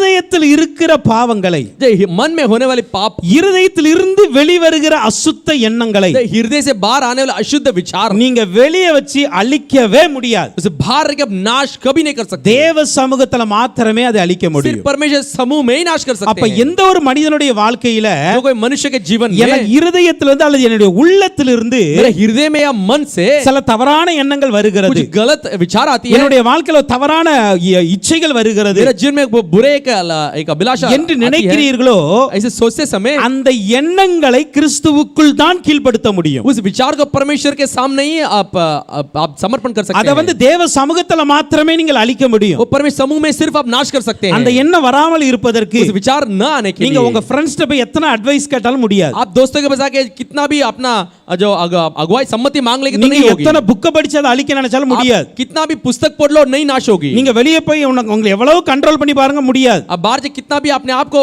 काबू में रखने के लिए देखो नहीं होगी. இத நம்ம சவால் விட்டே சொல்லலாம். इसको हम सवाल देके कह सकते हैं. ஹalleluya. हालेलुया. நீங்க என்னைக்கா தனியா இருந்து பாருங்க, आप कभी अकेले में रह के देखो, மறுபடியும் அந்த எண்ணம் வரதான் फिर செய்யும். से वो विचार आएगी. ஹalleluya. हालेलुया. நீங்க தனியா வெளியே போனா आप अकेले में बाहर மறுபடியும் அந்த எண்ணம் வரதான் फिर से செய்யும். विचार आएगी. அப்ப இந்த இருதயத்திலிருந்து புறப்பட்டு வருகிற எண்ணங்கள், जो हृदय में से निकलने वाली जो विचार, அசுத்த எண்ணங்கள், अशुद्ध विचार, அதை நீங்க அழிக்கணும் அப்படினா उसे आप नाश करना है. தேவ சமூகத்திலே மாத்திரமே அழிக்க सिर्फ முடியும். परमेश्वर समूह में नाश कर सकते हैं. அதற்கு தேவ சமூகத்திலே நீங்கள் எரிய வேண்டும். उसके लिए परमेश्वर समूह में ही जलना அப்ப चाहिए. உங்க இருதயத்தை இன்னைக்கு காலையில பார்த்தா இருதயத்தை எனக்கு தான் ஆண்டவர் கேக்குறார். आज सुबह में देखे तेरा हृदय को मुझे दे. ஹalleluya. हालेलुया. இருதயத்தை ஆண்டவர் ஏன் கேக்குறாரு? क्यों हृदय को परमेश्वर मांगता है? இருதயம் ஆண்டவர்ட்ட கொடுத்தா தான் சரியாகும். तो हृदय को परमेश्वर में देने में ही सही होगा. எரேமியா 17 அதிகாரம் 9 வசனம் இப்படியே சொல்லுகிறது. में 17:9 इस तरह कहती है. இருதயமே எல்லாவற்றை பார்க்கிலும், तो हृदय जो है बाकी सारे எல்லாவற்றை பார்க்கிலும் இருதயமே திருக்குள்ளது, जो सारे अंग से तुल्य में हृदय ही बहुत टेढ़ा मेढ़ा है. மகா கேடுள்ளதாய் இருக்கிறது. वो जो बड़े वो जो असाध्य रोग, அதை அறியத்தக்கவன் யார்? उसे जानने वाला कौन है? ஹalleluya. हालेलुया. அப்ப எல்லாவற்றை விட जो सारे चीजों में நீங்க வெளியே எத்தனையோ தவறுகள் செய்றீங்களே, बाहर कई सारे पापों को करते அவை हैं ना, எல்லாவற்றையும் விட उस सारे चीजों में இருதயம் தான் ரொம்ப மோசம். हृदय ही बहुत बुरा है. ஹalleluya. हालेलुया. இருதயம் தான் மகா கேடுள்ளதான். हृदय बहुत धोखादायक है. இதை அறியத்தக்கவன் யார் என்று ஆண்டவர் கேள்வி வைக்கிறார். इसे जानने वाला कौन बोलकर परमेश्वर प्रश्न ஏன் देता கேள்வி है. வச்சீங்க தெரியுமா? क्यों प्रश्न करता அதை पता है? அறிஞ்சிட்டோம் அப்படினா इसे जान लेंगे அந்த तो இருதயத்தை ஒழுங்கா वो சரிப்படுத்திடலாம். हृदय को सही तरह से ठीक कर देंगे. நீங்கள் ஆதியாகமம் 6 அதிகாரத்தின் 5 வசனத்தை பார்க்கும் பொழுது उत्पत्ति 6वां अध्याय 5वां वचन को देखते समय மனுஷனுடைய அக்கிரமம் பூமியிலே பெருகினது என்று, मनुष्य का अधर्म पृथ्वी में बढ़ गई बोलकर அவன் இருதயத்தின் நினைவுகளின் தோற்றம் எல்லாம் उसके मन के विचार में जो कुछ उत्पन्न होता है நித்தமும் பொல்லாதே என்று கர்த்தர் கண்டு, जो निरंतर बुरा ही है करके परमेश्वर जान लिया. பாண்டு சொல்றாரு இந்த இருதயத்தின் நினைவுகளின் தோற்றம் முதல் கொண்டு इस मन की जो विचार की जो उत्पन्न जो होती है எல்லாமே பொல்லாததா वो இருக்கிறது. सारा चीज बुरा है. இத பார்த்து ஆண்டவர் என்ன பண்ணாரு? इसे देख के परमेश्वर ने क्या किया? மனுஷ சந்ததி அப்படியே அழிச்சிட்டார். मनुष्य के जो है मनुष्य सारे मनुष्य का नाश कर दिया. நோவாவுடைய குடும்பம் மாத்திரம் பிழைத்தது. सिर्फ नोह और उसका परमेश्वर बच गए. இப்ப நோவா अभी नोवा ஆதியாகமம் 8 அதிகாரத்துல उत्पत्ति 8वां अध्याय में 21 வசனத்தை பார்ப்போம். 21वां वचन में देखते வந்து हैं பலியிடுகிறார். वहां के बलि இப்ப चढ़ाता அந்த है. பலியிட்ட உடனே ஒரு சுகந்த வாசனை எழும்புகிறது. बलि चढ़ाने के बाद सुगंधित एक सुगंधक सुगंध उठती है. அந்த சுகந்த வாசனை எழும்பும் பொழுது वो सुगंध उठने पर கர்த்தர் அப்படியே முகந்து பார்த்தார். परमेश्वर ऐसे उसे ऐसे मुहर के देखा. முகந்து பார்த்த கர்த்தர் சொன்னாரு, तो मुहर के देख के परमेश्वर ने இனி कहा நான் மனுஷனை அழிக்க மாட்டேன், अभी मनुष्य को आइंदा मैं नाश नहीं நான் करूंगा, சபிக்கலாம் மாட்டேன். अभी मैं श्रापित नहीं करूंगा. ஏன் அப்படின்னா क्यों ऐसा? மனுஷனுடைய இருதயத்தின் நினைவுகள் அவன் சிறுவயது தொடங்கி பொல்லாதா இருக்கிறது. मनुष्य के मन में बचपन से जो कुछ उत्पन्न होता है बुरा है. கொஞ்சம் யோசிச்சு பாருங்க. जरा सोच के देखिए, ஆண்டவர் பூமி அழிச்சார்ல, परमेश्वर ने पृथ्वी को नाश किया ना, அதுக்கப்புறம் இருதயம் மாறிச்சா? उसके बाद हृदय बदली क्या? மறுபடியும் ஆண்டவரே சொல்றாரு அது இன்னும் பொல்லாததா இருக்கு. फिर से परमेश्वर कहता है वही फिर से बुराई है. ஹalleluya. हालेलुया. புரியுதா? समझ गए क्या? அப்போ இந்த இருதயத்தை வந்து சீக்கிரத்துல மாற்றவே முடியாது. ये हृदय को जल्दी से बहुत जल्दी बदल नहीं सकते. இப்ப ஆண்டவர் சொல்றாரு परमेश्वर कहता है இந்த இருதயம் பொல்லாததா இருக்கு, ये हृदय बुराई है, ஆனாலும் கூட फिर भी இனி நான் எல்லாத்தையும் அழிக்க மாட்டேன்ப்பா. मैं नाश नहीं करूंगा. இப்ப என்ன அர்த்தம் தெரியுமா? इसका मतलब क्या पता है? ஆண்டவர் அவருடைய இருதயத்தை மாத்திட்டாருன்னு நினைக்கிறேன். परमेश्वर उसका हृदय को बदल दिया. ஹalleluya. हालेलुया. ஆனால் लेकिन ஒரு காரியத்தை நாம் புரிந்து கொள்ளணும். एक कार्यक्रम समझ लेना है. இந்த இடத்துல इस जगह पर நோவாவின் குடும்பம் காப்பாற்றப்பட்டது மாத்திரமல்ல, नूह के परिवार नहीं बचाया गया, அதற்கப்புறம் இத்தனை ஆண்டுகள் மனித சந்ததி காப்பாற்றப்பட்டு उसके இருக்கிறது. बाद इतने साल मनुष्य की जो पीढ़ी है वो बचाई गई है. இதற்கு காரணம் என்ன தெரியுமா? इसका कारण क्या पता है? நோவா ஒருவனுடைய இருதயம் செம்மையா இருந்தது. नूह के एक मनुष्य की हृदय सीधा थी. அந்த ஒருவனுடைய இருதயம் இந்த பாவங்களை செய்யாதபடிக்கு அசுத்தங்களை செய்யாதபடிக்கு நீதிமானாய் வாழ்ந்தான். देखो उस एक मनुष्य के हृदय अशुद्ध नहीं की, पाप नहीं की, धार्मिक जीवन बिताया. அல்லேலூயா. हालेलुया. அப்ப நோவா அன்றைக்கு பலிபீடத்தில் அவருடைய இருதயத்தின் எண்ணங்களை அழித்திருந்தார். उस दिन नोवा वेदी पर अपना हृदय के विचार को नाश किया था. அல்லேலூயா. हालेलुया. அந்த சுகந்த வாசனை தான் ஆண்டவருடைய சமூகத்துல போச்சு. उस सुगंधित सुगंधि परमेश्वर के समूह में जाके நோவாவுடைய நீதி போச்சு. नोवा की धर्म गई, நோவாவுடைய உத்தமம் போச்சு. नोवा की उत्तमता गई. அது சுகந்த வாசனையாய் தேவ சமூகத்தில் அங்கீகரிக்கப்பட்டது. सुगंधित सुगंध के रूप में परमेश्वर समूह में अंगीकार किया गया. எந்த இருதயம் பொல்லாதா இருந்ததோ, जिस हृदय वो ஆனால் அதே மனுஷனுடைய ஒரு மனுஷனுடைய இருதயம் நல்லா இருந்தது. वो एक मनुष्य का हृदय सीधा थी. அப்ப இதை அர்ப்பணிக்குது, இதை எரித்து அழிப்பது தேவ சமூகத்தில் மாத்திரமே முடியும். तो इसे जलाना नाश करना परमेश्वर समूह में ही होगा. இதை இன்னொரு வசனத்திலிருந்து கூட நாம் தியானிக்க முடியும். और वचन में अध्ययन कर सकते हैं. எசேக்கியேல் 36 அதிகாரத்தின் 26 27 பார்க்கும் பொழுது एसेकियेल 36वां अध्याय 26 और 27 में देखते ஆண்டவர் हैं. சொல்கிறார், நான் நவமான இருதயத்தை கொடுத்து तब परमेश्वर ने कहा मैं भिन्न रूप के हृदय को दूंगा. உங்கள் உள்ளத்திலே புதிதான ஆவியை கட்டளையிட்டு आपके मन में एक नया नया आत्मा को दूंगा. கல்லான இருதயத்தை உங்கள் மாம்சத்திலிருந்து எடுத்து போட்டு और तुम्हारे भीतर के आत्मा जो पत्थर की जो हृदय को निकाल कर சதையான இருதயத்தை உங்களுக்கு கொடுப்பேன். मांस का हृदय दूंगा. அல்லேலூயா. हालेलुया. அப்போ அடுத்து எங்கள் உள்ளத்திலே என் ஆவியை வைத்து मेरे मन में आपका आत्मा को रखकर என் கட்டளையில் நடக்கும், நியாயங்களை கைக்கொள்ளும், அவைகளை செய்யவும் பண்ணுவேன். तो मेरी विधियों पर चलेंगे और नियमों पर मानकर उनके अनुसार करेंगे. இப்போ ஆண்டவர் சொல்கிறார், अभी परमेश्वर कहता है நான் மறுபடியும் ஒரு புதிய ஆவியை கட்டளையிட போறேன். मैं फिर से एक बार नए आत्मा को आज्ञा देने वाला என்ன हूं. நடக்கும் தெரியுமா? क्या होगा पता है? கல்லான இருதயம் எடுக்கப்பட்டு पत्थर हृदय निकाल दिया जाएगा. சதையான இருதயம் உள்ளே வரும். मांस भरा हृदय अंदर आएगी. யாருக்காவது கல்லான இருதயம் இருக்கா உள்ள? किसी के लिए कुछ अच्छा पत्थर हृदय है क्या? ஆண்டவர் கல்லான இருதயத்தை வைத்தார்? जो किसी को पत्थर दिल को रखा है क्या? இல்ல. नहीं. இன்றைய வரைக்கும் மனிதனுடைய இருதயம் சதையான अब இருதயம் तक मनुष्य के हृदय एक मांस भरी हृदय है. ஆனால் ஆண்டவர் சொல்லுகிறார், लेकिन परमेश्वर நான் कहता है, கல்லான இருதயத்தை எடுத்து मैं போடுவேன். पत्थर वाला हृदय को निकाल அப்போ दूंगा. அந்த கல்லான இருதயம் என்பது ये पत्थर दिल जो நம்முடைய है அசுத்த எண்ணங்கள், பொல்லாத கிரியைகள் நிறைந்த இருதயம். हमारा अशुद्ध विचार और बुरे विचार से भरा हुआ हृदय है. இந்த இருதயத்தை தேவ சமூகத்தில் வைக்கும் பொழுது, इस हृदय को परमेश्वर समूह में रखते समय தேவனுடைய பலிபீடத்தில் வைத்து அழிக்க விரும்பும் பொழுது परमेश्वर का वेदी में रखकर जलाने के लिए கர்த்தர் என்ன பண்ணுகிறார்?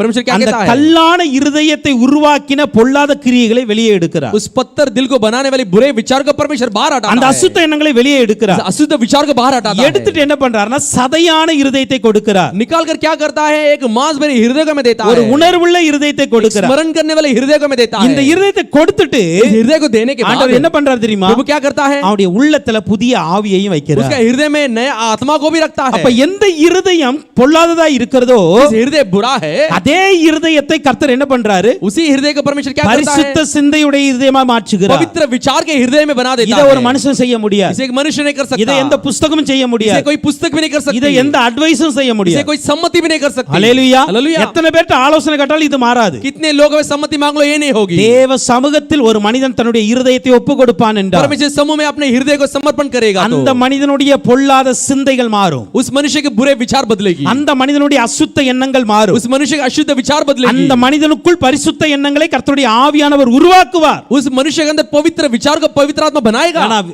யோவான் 7 அதிகாரத்தின் 38 39 சொல்லுகிறது. யோனா 7 अध्याय 38 और 39 வேத कहती வாக்கியம் है, சொல்லுகிறபடி जो शास्त्र जैसे कहती है, என்னிடத்தில் விசுவாசமாய் இருக்கிறவன் எவனோ जो कोई मेरे पर विश्वास அவன் है, உள்ளத்திலிருந்து ஜீவ தண்ணீருள்ள நதிகள் ஓடும் என்றார். उस हृदय में से जीवन की जल की नदियां बह निकलेगी. ஏன் இப்படி சொன்னாரு? இன்னும் ஆவி ஊற்றப்படல, அதனால சொன்னார் क्यों அப்படி. ऐसा कहा? क्योंकि अभी तक पवित्र आत्मा उंडेले नहीं இன்னைக்கு गया. ஆவி ஊற்றப்பட்டு जिस இருக்கிறது. दिन आज आत्मा उंडेला गया है. யோசிச்சு பாருங்க. जरा सोच के देखिए, எந்த இருதயத்திலிருந்து பொல்லாத சிந்தை வெளியே வந்ததோ, जिस हृदय से बुरे विचार बाहर आई, எந்த இருதயத்திலிருந்து அசுத்த எண்ணங்கள் வெளியே வந்ததோ, जिस हृदय से अशुद्ध विचार निकली, எந்த இருதயத்திலிருந்து விபச்சார எண்ணங்கள் வெளியே வந்ததோ, जिस हृदय के अंदर से विचार की विचार बाहर आई, எந்த இருதயத்திலிருந்து களவுகளும் திருடுகளும் அந்த எண்ணங்கள் வெளியே வந்ததோ, जिस हृदय से चोरी और झूठी बाहर निकली, இதே இருதயம் தேவ சமூகத்தில் அழிக்கப்படும் பொழுது, यही हृदय परमेश्वर समूह में नाश किया जाता தேவ है. சமூகத்தில் எரிக்கப்படும் பொழுது, समूह में जब जलाई जाती அதே है, இருதயத்திலிருந்து वही हृदय में से பரிசுத்த ஆவி என்கிற நதி ஓடி வரும். पवित्र आत्मा नामक नदी இப்ப बहेगी. பரிசுத்த ஆவி வெளியே வந்துட்டார் அப்படின்னா पवित्र आत्मा बाहर आगे निकले तो ஆட்டோமேட்டிக்கா பரிசுத்த எண்ணங்கள் வர ஆரம்பிச்சிடும். अपने आप पवित्र विचार आएगी, தீமை வராது, बुराई नहीं आएगी, அசுத்தங்கள் வராது, अशुद्ध नहीं आएगी. அல்லேலூயா हालेलुया. அல்லேலூயா. हालेलुया. அப்ப இருதயத்தை அழிக்கணும்னா தேவ சமூகத்துக்கு தான் வரணும். हृदय को नाश करना है तो परमेश्वर समूह में आना है. அதுதான் वही இந்த கொழுப்பை ஆண்டவர் சொல்ல பலிபீடத்துல தான் इस இருக்கணும். चर्बी को परमेश्वर कहता है वेदी पर ही चलाना है. அல்லேலூயா. हालेलुया. அப்ப பொல்லாத சிந்தை நிறைந்த இருதயத்தை ये बुरे विचार से भरा हुआ हृदय को தேவ சமூகத்தில் ஒப்பு கொடுப்போம் என்றால் परमेश्वर समूह में समर्पण करेंगे அந்த तो இருதயத்தை பரிசுத்த சிந்தை உடைய இருதயமாய் மாற்றுவார். उस हृदय को पवित्र विचार के हृदय में बना देगा. ஹல்லேலூயா हालेलुया. ஹல்லேலூயா. हालेलुया. அப்ப இது தேவ சமூகத்தில் எரிகிற அனுபவம். इस परमेश्वर समूह में जलने की एक अनुभव है. அப்ப இந்த மாற்றங்கள் நம்முடைய இருதயத்திற்குள் வரணும் வேண்டும் इस என்றால் बदलाव हमारे हृदय में आना है. தேவ சமூகத்துல இன்னும் அழிக்கணும். परमेश्वर समूह में और नाश करना है. யார் அழிக்கணும்? किसको नाश करना है? ரட்சிக்கப்பட்ட தேவ பிள்ளை அழிக்கணும். तो उद्धार पाए आप लोग नाश करना है. மீட்கப்பட்ட தேவ பிள்ளை அழிக்கணும். जो छुटकारा पाए हुए परमेश्वर के बच्चे नाश करना है. கிருபையை பெற்ற தேவ பிள்ளை அழிக்கணும். अनुग्रह पाए परमेश्वर के बच्चे नाश करना है. ஹல்லேலூயா. हालेलुया. இதற்கு தான் தேவ சமூகத்துக்கு ஓடி ஓடி इसके लिए வருகிறோம். परमेश्वर समूह में दौड़ दौड़ कर आते இதுக்கு हैं. தான் ஒவ்வொரு நாளும் ஜெபம் इसके लिए हर தேவைப்படுகிறது. दिन हम प्रार्थना जरूरत है. இதுக்கு தான் ஒவ்வொரு நாள் ஆராதனைகள் इसलिए हर दिन தேவைப்படுகிறது. हमारे आराधना की जरूरत है. இதுக்கு தான் நமக்கு பிரசங்கம்லாம் தேவைப்படுது. इसलिए हमें संदेश भी जरूरत है. ஹல்லேலூயா. हालेलुया. அப்ப நம்முடைய இருதயத்தை வெளியே எங்கேயுமே எரிக்க முடியாது. हमारे हृदय को बाहर किधर भी नाश नहीं कर सकते. இருதயத்தில் இருக்கிற எண்ணங்கள் எங்க போனாலும் மாறாது. हृदय में जो विचार है बाहर किधर भी जाकर तो नहीं தேவ बदलेगी. சமூகம் மாத்திரமே அதை மாற்றி அமைக்கும். सिर्फ परमेश्वर समूह वो बदल कर रख सकती அதற்கு है. எத்தனையோ சாட்சிகளை நாம் கேட்க முடியும். उससे कई सारे गवाही को हम सुन सकते हैं. ஹல்லேலூயா. हालेलुया. எத்தனையோ விபச்சாரிகளை ஆண்டவர் சந்தித்து இருக்கிறார். कई सारे व्यभिचारी स्त्रियों को परमेश्वर ने मिला है. उनकी இன்னைக்கு मुलाकात கர்த்தருக்காய் की है. ஊழியம் செய்கிறவர் இருக்கிறாங்க. उनके परमेश्वर कई सारे लोग सेवक बनकर எத்தனையோ हैं. பொல்லாத எண்ணங்களோடு வாழ்ந்தவர்களை கர்த்தர் சந்தித்து இன்னைக்கு பரிசுத்தமான்களாய் மாற்றி तो இருக்கிறார். कई सारे बुरे विचार के लोगों को परमेश्वर मिलकर उद्धार देकर पवित्र बनाया है. அதெல்லாம் எப்போ நடந்து நமக்கு போய் கேட்டோம் அப்படின்னா वो सब कब हुई करके हम जाके पूछेंगे. தேவ तो சமூகத்துல ஜெபிக்கும் பொழுது எனக்கு இருதயம் மாறினது. परमेश्वर समूह में प्रार्थना करते समय मेरे हृदय में என் बदलाव சிந்தை आई. மாறினது என்று मेरे சொல்வார்கள். सोच विचार में बदलाव आई. ஹல்லேலூயா. हालेलुया. இரண்டாவது அங்க பார்க்கும் பொழுது दूसरा वहां पे देखते हैं பாளையத்திற்கு புறம்பே எரிக்கப்படுகிறது. छावनी के बाहर जलाया जाना. லேவியராகமம் 4ஆம் அதிகாரத்தின் 11-12 பார்க்க முடியும். लेवी चौथा अध्याय 11 और 12 में देखते समय ஹல்லேலூயா. हालेलुया. ஏன்னா அந்த மற்ற காரியங்களை என்னன்னு நம்ம முதலாவது பார்த்துட்டோம். तो पहला जो कार्य क्या है करके पहले देख चुके ஜஸ்ட் हैं. எரிக்கப்படுகிற அனுபவத்தை மாத்திரம் சொல்றேன். जलाए जाने के अनुभव के बारे में இப்போ देखेंगे. பாளையத்திற்கு புறம்பே சில காரியங்கள் எரிக்க வேண்டும். छावनी के बाहर कुछ कार्य जलाए जाना है. ஹல்லேலூயா. हालेलुया. தம்பிமார்கள் மேல போயிட்டாங்க மறுபடியும். கீழே வாங்கம்மா தம்பிகளா. ஓகே. பாளையத்திற்கு புறம்பே கொஞ்சம் எரிக்கப்படுகிற அனுபவம் இருக்கிறது. छावनी के बाहर जलाए जाने के अनुभव है. இதை எரிக்க வேண்டும். इसमें क्या जलाया जाना है? நீதிமொழிகள் 4ஆம் அதிகாரத்தின் 23 27 வரைக்கும் பார்க்கும் பொழுது नीति वचन चौथा अध्याय 23 से लेकर 24 तक देखते समय எல்லா காவலோடும் உன் இருதயத்தை காத்துக்கொள். सबसे अधिक अपने मन की रक्षा कर, அதினிடத்திலிருந்து ஜீவ ஊற்று புறப்படும். क्योंकि जीवन का मूल उसमें से उत्पन्न होती அப்ப है. இருதயம் காக்கப்பட்டாச்சு. तो हृदय सुरक्षा पाई है. பொல்லாத சிந்தையிலிருந்து பரிசுத்த சிந்தை இருதயக்கு வந்துச்சு. बुरे विचार से पवित्र विचार में आ गई. இதுக்கு அப்புறம் என்ன நடக்கணும் நம்முடைய इसके வாழ்க்கையில? बाद में क्या होनी है हमारे அங்க जीवन में? சொல்லப்படுகிறது वहाँ पे कहा गया है உன்னுடைய இருதயத்தை காத்துக்கொள்ளணும். तुझे हृदय को सुरक्षा रख लेना அதுக்கு है. அடுத்த வசனம் போடுங்கம்மா. 24 போடுங்க. 24 वचन को डालिए. வாயின் தாறுமாறுகளை உன்னை விட்டு அகற்றி टेढ़ी बातें तेरे मुंह से मत बोल. உதடுகளின் மாறுபாட்டை உனக்கு தூரப்படுத்து. और चालबाजी की 25 बातें कहना तुझसे दूर रहे. 25 உன் கண்கள் நேராய் நோக்க கடவது. तेरी आंखें सामने ही की ओर लगी रहे. உன் கண்ணிமைகள் உனக்கு முன்பே செவ்வையாய் பார்க்க கடவது. और तेरी पलकें आगे की ओर खुली रहे. 26 உன் கால் நடையை சீர்தூக்கி பார். अपने पांव धरने के लिए मार्ग को समतर कर. உன் வழிகள் எல்லாம் நிலைவரப்பட்டிருப்பதாக. और तेरे सब मार्ग टिक रहे. வலதுபுறமாவது இடதுபுறமாவது சாயாதே. न तो दाहिने और बाएं मुड़े. உன் காலை தீமைக்கு விலக்குவாயாக. अपने पांव को बुराई से मार्ग से चल से हट ले. இருதயம் சரிப்பட்ட ஒரு மனிதன் हृदय ठीक हुआ एक सीधा मनुष्य வெளியே போகும் பொழுது எப்படி இருக்க வேண்டும்? बाहर जाते समय कैसी होनी चाहिए? தேவ சமூகத்துல தன்னை எரித்து தன்னை அழித்த ஒரு மனிதன் पर समूह में अपने आप को जलाकर नाश किया मनुष्य வெளியே போகும் பொழுது எதை எரிக்க வேண்டும்? बाहर जाते वक्त क्या जलाना चाहिए? அத நான் ஃபர்ஸ்டே சொன்னேன். इसलिए मैंने पहले ही சில कहा காரியத்தை தேவ சமூகத்துல தான் எரிக்க कुछ முடியும். कार्य को परमेश्वर समूह में जला சில सकते காரியத்தை हैं. வெளியே தான் எரிக்க कुछ முடியும். कार्य को बाहर ही जला सकते இப்போ हैं. அங்க 3 காரியம் சொல்லப்பட்டு இருக்கிறது. यहाँ पे 3 कार्य कहा गया है. ஒன்று एक உன்னுடைய வாய், तेरा मुंह, இரண்டாவது உன்னுடைய கண், दूसरा तेरा आंखें, மூன்றாவது உன்னுடைய கால். तीसरा तेरा पैर. ஹல்லேலூயா. ஹல்லேலூயா. இங்க சொல்லப்படுகிறது यहाँ पे कहा गया है உன்னுடைய முதலாவதாக வாயையும் நாவையும் காக்க வேண்டும். पहले तेरे मुंह और जीभ को संभाल कर रक्षा कर ले. வாயின் தாறுமாறுகள் என்று அங்க சொல்லப்பட்டு இருக்கிறது. मुंह के टेढ़े मेढ़े बातें करके वहां पे कही गई है. அதே போல உதடுகளின் மாறுபாடு என்று சொல்லப்பட்டு இருக்கிறது. जो चालबाजी, होठों की चालबाजी करके कही है. ஹல்லேலூயா. हालेलुया. தன் வாயையும் தன் நாவையும் காக்கிறவன் जो कोई अपना मुंह और जीभ को संभाल தன் रखता है, ஆத்துமாவை இடுக்கண்களுக்கு விலக்குகிறான் तो अपने आत्मा को संकट से बचा रखता है. என்று நீதிமொழிகள் 21ஆம் அதிகாரம் 23ஆம் வசனம் சொல்லுகிறது. जैसे नीति वचन 21 उसका 23 कहती है, தன் வாயையும் நாவையும் காக்கிறவன் जो कोई अपने मुंह को और जीभ को वश में कर लेता தன் है, ஆத்துமாவை இடுக்கண்களுக்கு விலக்குகிறான். वो अपने प्राण को विपत्तियों से बचाता है. ஹல்லேலூயா. हालेलुया. ஆத்துமா ஆல்ரெடி காக்கப்பட்டு तो இருக்கிறது. प्राण पहले से बचाया गया है. தேவ சமூகத்துல வைத்து तो परमेश्वर समूह में रखकर நம்முடைய இருதயம் காக்கப்பட்டு अपने இருக்கிறது. हृदय बचाया गया இப்ப है. இந்த இருதயம் மறுபடியும் தீட்டுப்படாமல் இருப்பதற்கு अभी हृदय फिर से अशुद्ध न होना है तो இப்ப வெளியே போகும்போது என்ன பண்ணணும்? बाहर जाते समय क्या करना है? என்னுடைய நடைகளை என்னுடைய வாயை என்னுடைய நாவையும் நான் காக்கணும். मेरे मुंह और मेरे जीभ को संभाल रखना है। அல்லேலூயா. हालेलुया। இந்த வாயை நாவையும் நீங்க காக்கல அப்படினா अगर ये मुंह और जीभ का आप रक्षा नहीं करेंगे तो மறுபடியும் இருதயம் அசுத்தப்படும். फिर से हृदय अशुद्ध हो जाएगी, மறுபடியும் இருதயம் பொல்லாததாய் மாறும். फिर से हृदय बुरी बन जाएगी। அப்போ தேவ சமூகத்துல இருதயம் அழிக்கப்பட்டது உண்மைதான். परम समूह में हृदय नाश किया गया सच है, ஆனா வெளியே போகும் பொழுது बाहर जाते समय உன்னுடைய வாயையும் நாவையும் அழித்திருக்க வேண்டும். तो तेरा मुंह और जीभ को नाश किया रहना है। அங்க போய் தேவையில்லாத பேசிட்டு उधर जाके जो न चाहे बातों को தேவனுக்கு करके பிரியமில்லாத காரியத்தை பேசிவிட்டு परमेश्वर अप्रिय कार्य को மறுபடியும் தேவ சமூகத்துக்கு வந்தா फिर से परमेश्वर समूह में आएंगे तो மறுபடியும் இருதயத்துல அதே பொல்லாத எண்ணம் தான் வரும். और तो फिर से वही हृदय में बुरे विचार ही आएगी। அப்ப வெளியே போகும் பொழுது बाहर जाते समय பாளையத்திற்கு புறம்பே எரிக்கப்பட வேண்டிய காரியத்தை எரித்தாக வேண்டும். छावनी के बाहर जलाए जाने के कार्य को जलाना है। சில இடத்துல அமைதியா தான் இருக்கணும். कुछ जगह पर शांति रहना है। சில வார்த்தைகளை பேசக்கூடாதுன்னா பேசக்கூடாது தான். कुछ शब्दों को न बोलना तो नहीं बोलना है। சில காரியங்கள் உங்க நாவுல வரக்கூடாது. कुछ बातें आपको मुंह में नहीं அப்படி निकलनी है। வரும் என்றால் वैसे आए तो அது மறுபடியும் உங்களை ஆத்துமாவுக்கு கேடாய் மாறும். और फिर से आपके आत्मा को विपत्ति बन सकती அப்ப है। வெளியே போகும்பொழுது உங்க நாவையும் வாய் என்ன பண்ணணும்? जब बाहर जाते समय आपका मुंह और जीभ को क्या करना है? அழித்திருக்க வேண்டும். नाश किए रहना है, கட்டுக்குள் கொண்டு வர வேண்டும். काबू में रखना है। யாக்கோபு 3 அதிகாரம் 8 வசனம் இப்படியே சொல்லுகிறது. याकूब 3:8 इस तरह कहती है, நாவை அடக்க ஒரு மனுஷனாலும் கூடாதுதான். जो जीभ को कोई भी मनुष्य उसे वश में नहीं कर அது सकता। அடங்காத பொல்லாங்கு நிறைந்ததா இருக்கிறது. वो एक ऐसी बला जो बात है वो किसी का वश में नहीं रहती। சாவுக்கு ஏதுவான விஷம் நிறைந்ததா இருக்கிறது. वो जो मृत्यु से भरा हुआ विष से भरा हुआ है। அல்லேலூயா. हालेलुया। நாவு எப்படி இருக்கதான்? ना जीभ कैसी है? அடங்காதான். जो वश में नहीं रहेगी। அல்லேலூயா. हालेलुया। வேதம் சொல்லுகிறது. शास्त्र कहती है அதுல சாவு இருக்கு, விஷம் இருக்கு. वो एक विष भरा एक उसमें जहर है। ஆனால் 1 பேதுரு 3 அதிகாரம் 10 வசனத்தை பார்க்கும் பொழுது पहला पत्रस 3:10 में देखते हैं, ஜீவனை விரும்பி நல்ல நாட்களை காண வேண்டும் என்று இருக்கிறவன். जो कोई जीवन की इच्छा रखता है और अच्छे दिन के देखना चाहता है। ஒருத்தர் விரும்புறான் எனக்கு ஜீவன் வேணும். एक चाहता है कि मेरे लिए जीवन இது चाहिए। எங்குள்ள ஜீவன் நித்திய ஜீவனை குறிக்கிறது. वो ये कहा के जीवन को बताती है, अनंत काल के जीवन को நல்ல बताती நாட்கள். है। ये अच्छे दिन, நல்ல நாட்கள் எது? अच्छे दिन क्या है? கண்ணீர் இல்லாத, आंसू के बिना, கவலை இல்லாத, जो चिंता के बिना, துக்கம் இல்லாத. दुख के बिना।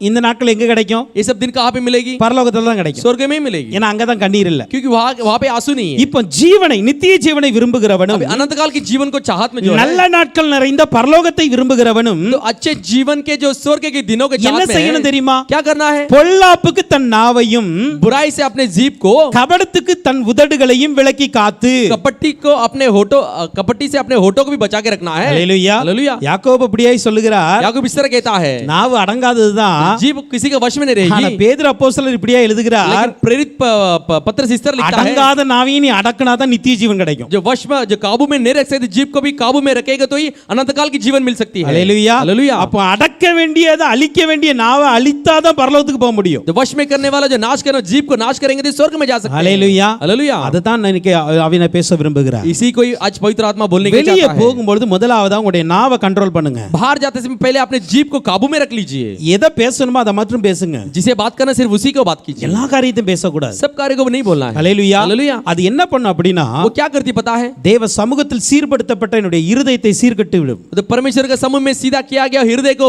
वो टेढ़ा मेढ़ा कर देगी। இரண்டாவது அந்த வசனங்களை நாம் பார்த்தோம். दूसरा वो वचन में देखते हैं, கண்களின் நோக்கம் என்று சொல்லப்பட்டு இருக்கிறது. आंखों की नजर करके हम देखें, உன்னுடைய கண்ணிமைகள் செம்மையா இருக்க வேண்டும். जो तेरे आंखें सीधी होनी चाहिए। அல்லேலூயா. हालेलुया। இரண்டாவது கண்ணை காக்கணும். दूसरा हम आंखों की रक्षा करना है। நீதிமொழிகள் 23 அதிகாரத்தின் 5 வசனம் இப்படியே சொல்லுகிறது. नीति वचन 23:5 इस तरह कहती है, இல்லாமற் போகும் பொருட்கள் மேல जो नाश होने वाली जो वस्तुएं हैं உன்னுடைய கண்களை பறக்க விடுவானேன். तेरे आंखों के इसके ऊपर मत लगा। அல்லேலூயா. हालेलुया। இல்லாமல் போகும் பொருட்கள் மேல் உன்னுடைய கண்களை பறக்க விடுவானேன்.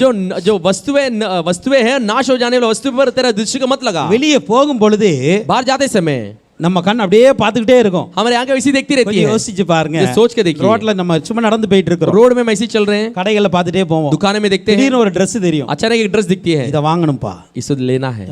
நாளைக்கு நீங்க பைசாவோட போவீங்க, Dress இருக்காது. तो कल आप पैसे के साथ जाएंगे, ड्रेस नहीं रहेगी। ஹல்லேலூயா. வசனம் தான் சொல்லுது, இல்லாமல் போகும் பொருட்கள் மேல் உன் கண்ணையா பறக்க விடுற. और जो वस्तु नाश होने वाली है उसके ऊपर आंखें क्यों तुम लगाते இது हो? வந்து நெசசரியானது நமக்கு. ये हमारे लिए एक आवश्यकता Dress है। வந்து நமக்கு தேவை. ये ड्रेस हमारे लिए चाहिए, ஆனா சில unnecessary thing இருக்கு சார். लेकिन कुछ नहीं चाहिए वैसे कुछ चीजें हैं। ஹல்லேலூயா. हालेलुया। அப்ப நமக்கு தேவையில்லாத அல்லது இந்த உலகத்திற்கு இல்லாமல் அழிந்து போகிற சில பொருட்கள் இருக்கு. हमारे जरूरत नहीं है ऐसे नाश होने वाली वस्तु दुनिया में है, அத மேல உன்னுடைய கண்ணை பறக்க விடக்கூடாது. उसके ऊपर अपने आंखों को नहीं लगाना है. இத ரொம்ப நான் டீப்பா விவரிக்க விரும்பல. इसे मैं गहराई में ரெண்டு आपको साफ வசனத்தை तरीके से மாத்திரம் बताना चाहता हूं. சொல்றேன். मैं वचन को कहता हूं. நீதிமொழிகள் 23:33 பாருங்க. नीति वचन 23-33 में உன் देखते हैं. கண்கள் பரஸ்திரிகளை நோக்கும், तो विचित्र वस्तुएं देखेंगे உன் உள்ளம் தாறுமானவைகளை பேசும். और उल्टी सीधी बातें बकता रहेगा. இந்த வசனத்தில் நீங்க பார்த்தீங்க அப்படின்னா इस वचनों पे भी देखेंगे तो கண்ணு பரஸ்திரி மேல போகுது, वो जो अपने जो पराई स्त्री पर अपना आंखें जाती है, உள்ளம் தாறுமானதை பேசுது. जो हृदय है टेढ़े मेढ़े बातों को करती है. வசனம் தெளிவா இருக்கா? वचन साफ है ना? கண்ணு தப்பா பாத்துச்சு அப்படின்னா तो आंखें अगर बुरी विचार से देखेगी என் तो உள்ள மறுபடியும் தீட்டுப்படுகிறது. मेरे हृदय फिर से वो अशुद्ध हो जाएगी. அல்லேலூயா. हालेलुया. ஆனா இந்த இருதயம் தேவ சமூகத்தில் என்னப்பட்ட எப்படி இருதயம்? பரிசுத்தமான இருதயம். लेकिन परमेश्वर समूह में पवित्र हृदय है. அத சொன்னேன், இருதயத்தை பரிசுத்தப்படுத்தி இருக்கோம். हृदय को पवित्र कर लेते ஆனா हैं. வெளியே போகும்போது लेकिन बाहर जाते समय என் கண்ணை அழிக்க வேண்டிய இடத்துல அழிச்சிருக்கணும். मेरे आंखें नाश किए हुए जगह पर नाश किया जाना है. அல்லேலூயா. हालेलुया. எதை பார்க்க கூடாது அதை பார்க்க கூடாதுதான். जिसे नहीं देखना नहीं देखना. அதை பார்த்தோம் அப்படின்னா மீறி பார்த்தோம் அப்படின்னா उसके बाद भी हम देखेंगे அது तो ஒண்ணுமே செய்யாது, कुछ नहीं करेगी. இருதயத்தை கெடுத்துரும். हृदय को बिगाड़ देगी. அல்லேலூயா. हालेलुया. மறுபடியும் தேவ சமூகத்துல உட்கார்ந்துகிட்டு फिर से परमेश्वर समूह में बैठकर அப்பா நான் பொல்லாத செஞ்சுட்டேன், पिता में बुराई को कर நான் दिया, அசுத்த காரியம் செஞ்சுட்டேன். मैं शुद्ध कार्य कर दिया. அல்லேலூயா. हालेलुया. அப்ப வெளியே எரிக்க வேண்டிய சில காரியங்களை எரித்து தான் तो ஆகணும். बाहर जलाए जाने कुछ कार्य जलाना ही है. நான் மறுபடியும் சொல்றேன், இதை தேவ சமூகத்துல எரிக்க मैं முடியாது. फिर से कहता हूं ये अपने समूह में जला नहीं सकते. ஏன் தெரியுமா? क्यों पता है? தேவ சமூகத்துல கண்ணை எரிச்சோன்னு வச்சுக்காங்களேன், पर समूह में आंखों को जलाएंगे மறுபடியும் கண்ணை திறந்து தான் வெளியே போகணும். तो फिर से आंखों को खोलकर ही बाहर जाना है. வெளியே போகும்பொழுது बाहर जाते समय அதே தவறான காரியங்கள் கண்ணில் படத்தான் செய்யும். वो ये बुरे विचार बुरे नजर हमारे दृष्टि पर आएगी. அங்க வச்சு பார்த்துட்டு மறுபடியும் இங்க வந்து எரிக்க கூடாது. उसके उधर देखकर यहाँ पे आके फिर से नाश नहीं करना அதை है. அந்த இடத்திலே அழிக்க பழகிக்கொள்ள வேண்டும்.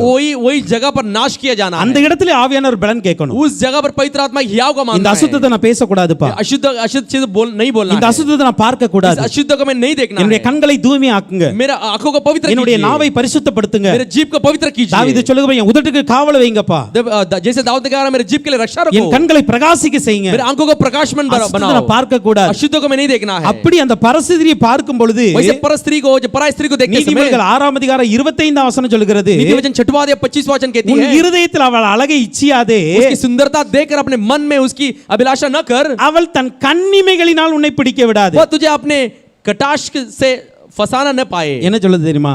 क्या कहती है पता है? கண்ணால நீ பார்த்த அப்படின்னா तो आंखें से उसे देखेंगे அவ तो கண்ணிமைகளால உன்னை वो பிடிச்சிருவா. कटाक्ष से अपने अपने वश में कर लेगी. ஹல்லேலூயா. हालेलुया.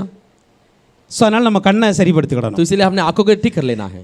நீதிமொழிகள் 27:20 சொல்கிறது, नीति वचन 27:20 कहती है பாதாளம் அழிவும் திருப்தி ஆகிறதில்லை, जैसे अधोलोक और विनाश लोक तृप्त नहीं होती है, அதுபோல மனுஷனுடைய கண்களும் திருப்தி ஆவதில்லை. वैसे ही मनुष्य की आंखें भी तृप्त नहीं होती. எவ்வளவு பார்த்தாலும் திருப்தி ஆக மாட்டீங்க. कितने भी देखो तृप्त नहीं होगी. அதான் முதல் வசனத்தில் நம்ம பார்த்தோம், वही पहला वचन में देखते हैं இல்லாமல் போகும் பொருட்கள் மேல கண்ணை जो விடாதீங்க. नाश होने वाली जो वस्तुओं पर आंखें मत लगाओ. எவ்வளவு பார்த்தாலும் சரி कितना भी देखो நம்ம திருப்தி அடையவே हम மாட்டோம். तृप्त नहीं होंगे. ஹல்லேலூயா. हालेलुया. சில பேர்லாம் கடைகளுக்கு போயிட்டாங்க அப்படின்னா कुछ लोग अगर दुकान में चले जाएंगे तो 100 சேலை இறக்கி போட்டாலும் ஒண்ணு கூட சாட்டிஸ்ஃபைட் ஆகாது. 100 साड़ियां उतार निकाल के डालेंगे तो भी कुछ तृप्त नहीं होंगे. ஓகே, ठीक है. ஹல்லேலூயா. ஹல்லேலூயா. சரி, ஓகே. நம்ம கண்ணை என்ன பண்ணணும்? காத்துக்கொள்ளணும். अपने आंखों को क्या करना है और रक्षा कर लेना है. ஏன்னா இல்லாமல் போகிற अनेक காரியங்கள் இந்த உலகத்துல जो இருக்கு. नाश होने वाली कई सारे वस्तुएं दुनिया में हैं. சொல்ல போனா இந்த உலகமே இல்லாம ஒரு நாள் போயிடும். एक कहने गया तो ये दुनिया नाश हो जाएगी. இதே அழிந்து போயிடும். यही नाश हो जाएगी. இதுல இருக்க பொருள் இருக்குமா? इसका अंदर रहने वाला वस्तु रहेंगे क्या? இருக்காது. नहीं रहेंगे. ஹல்லேலூயா. हालेलुया. அப்ப ஒண்ணு நாவை வந்து நம்ம எங்க வெளியே போறோமோ அந்த இடத்துல அழிக்க வேண்டும். तो जिस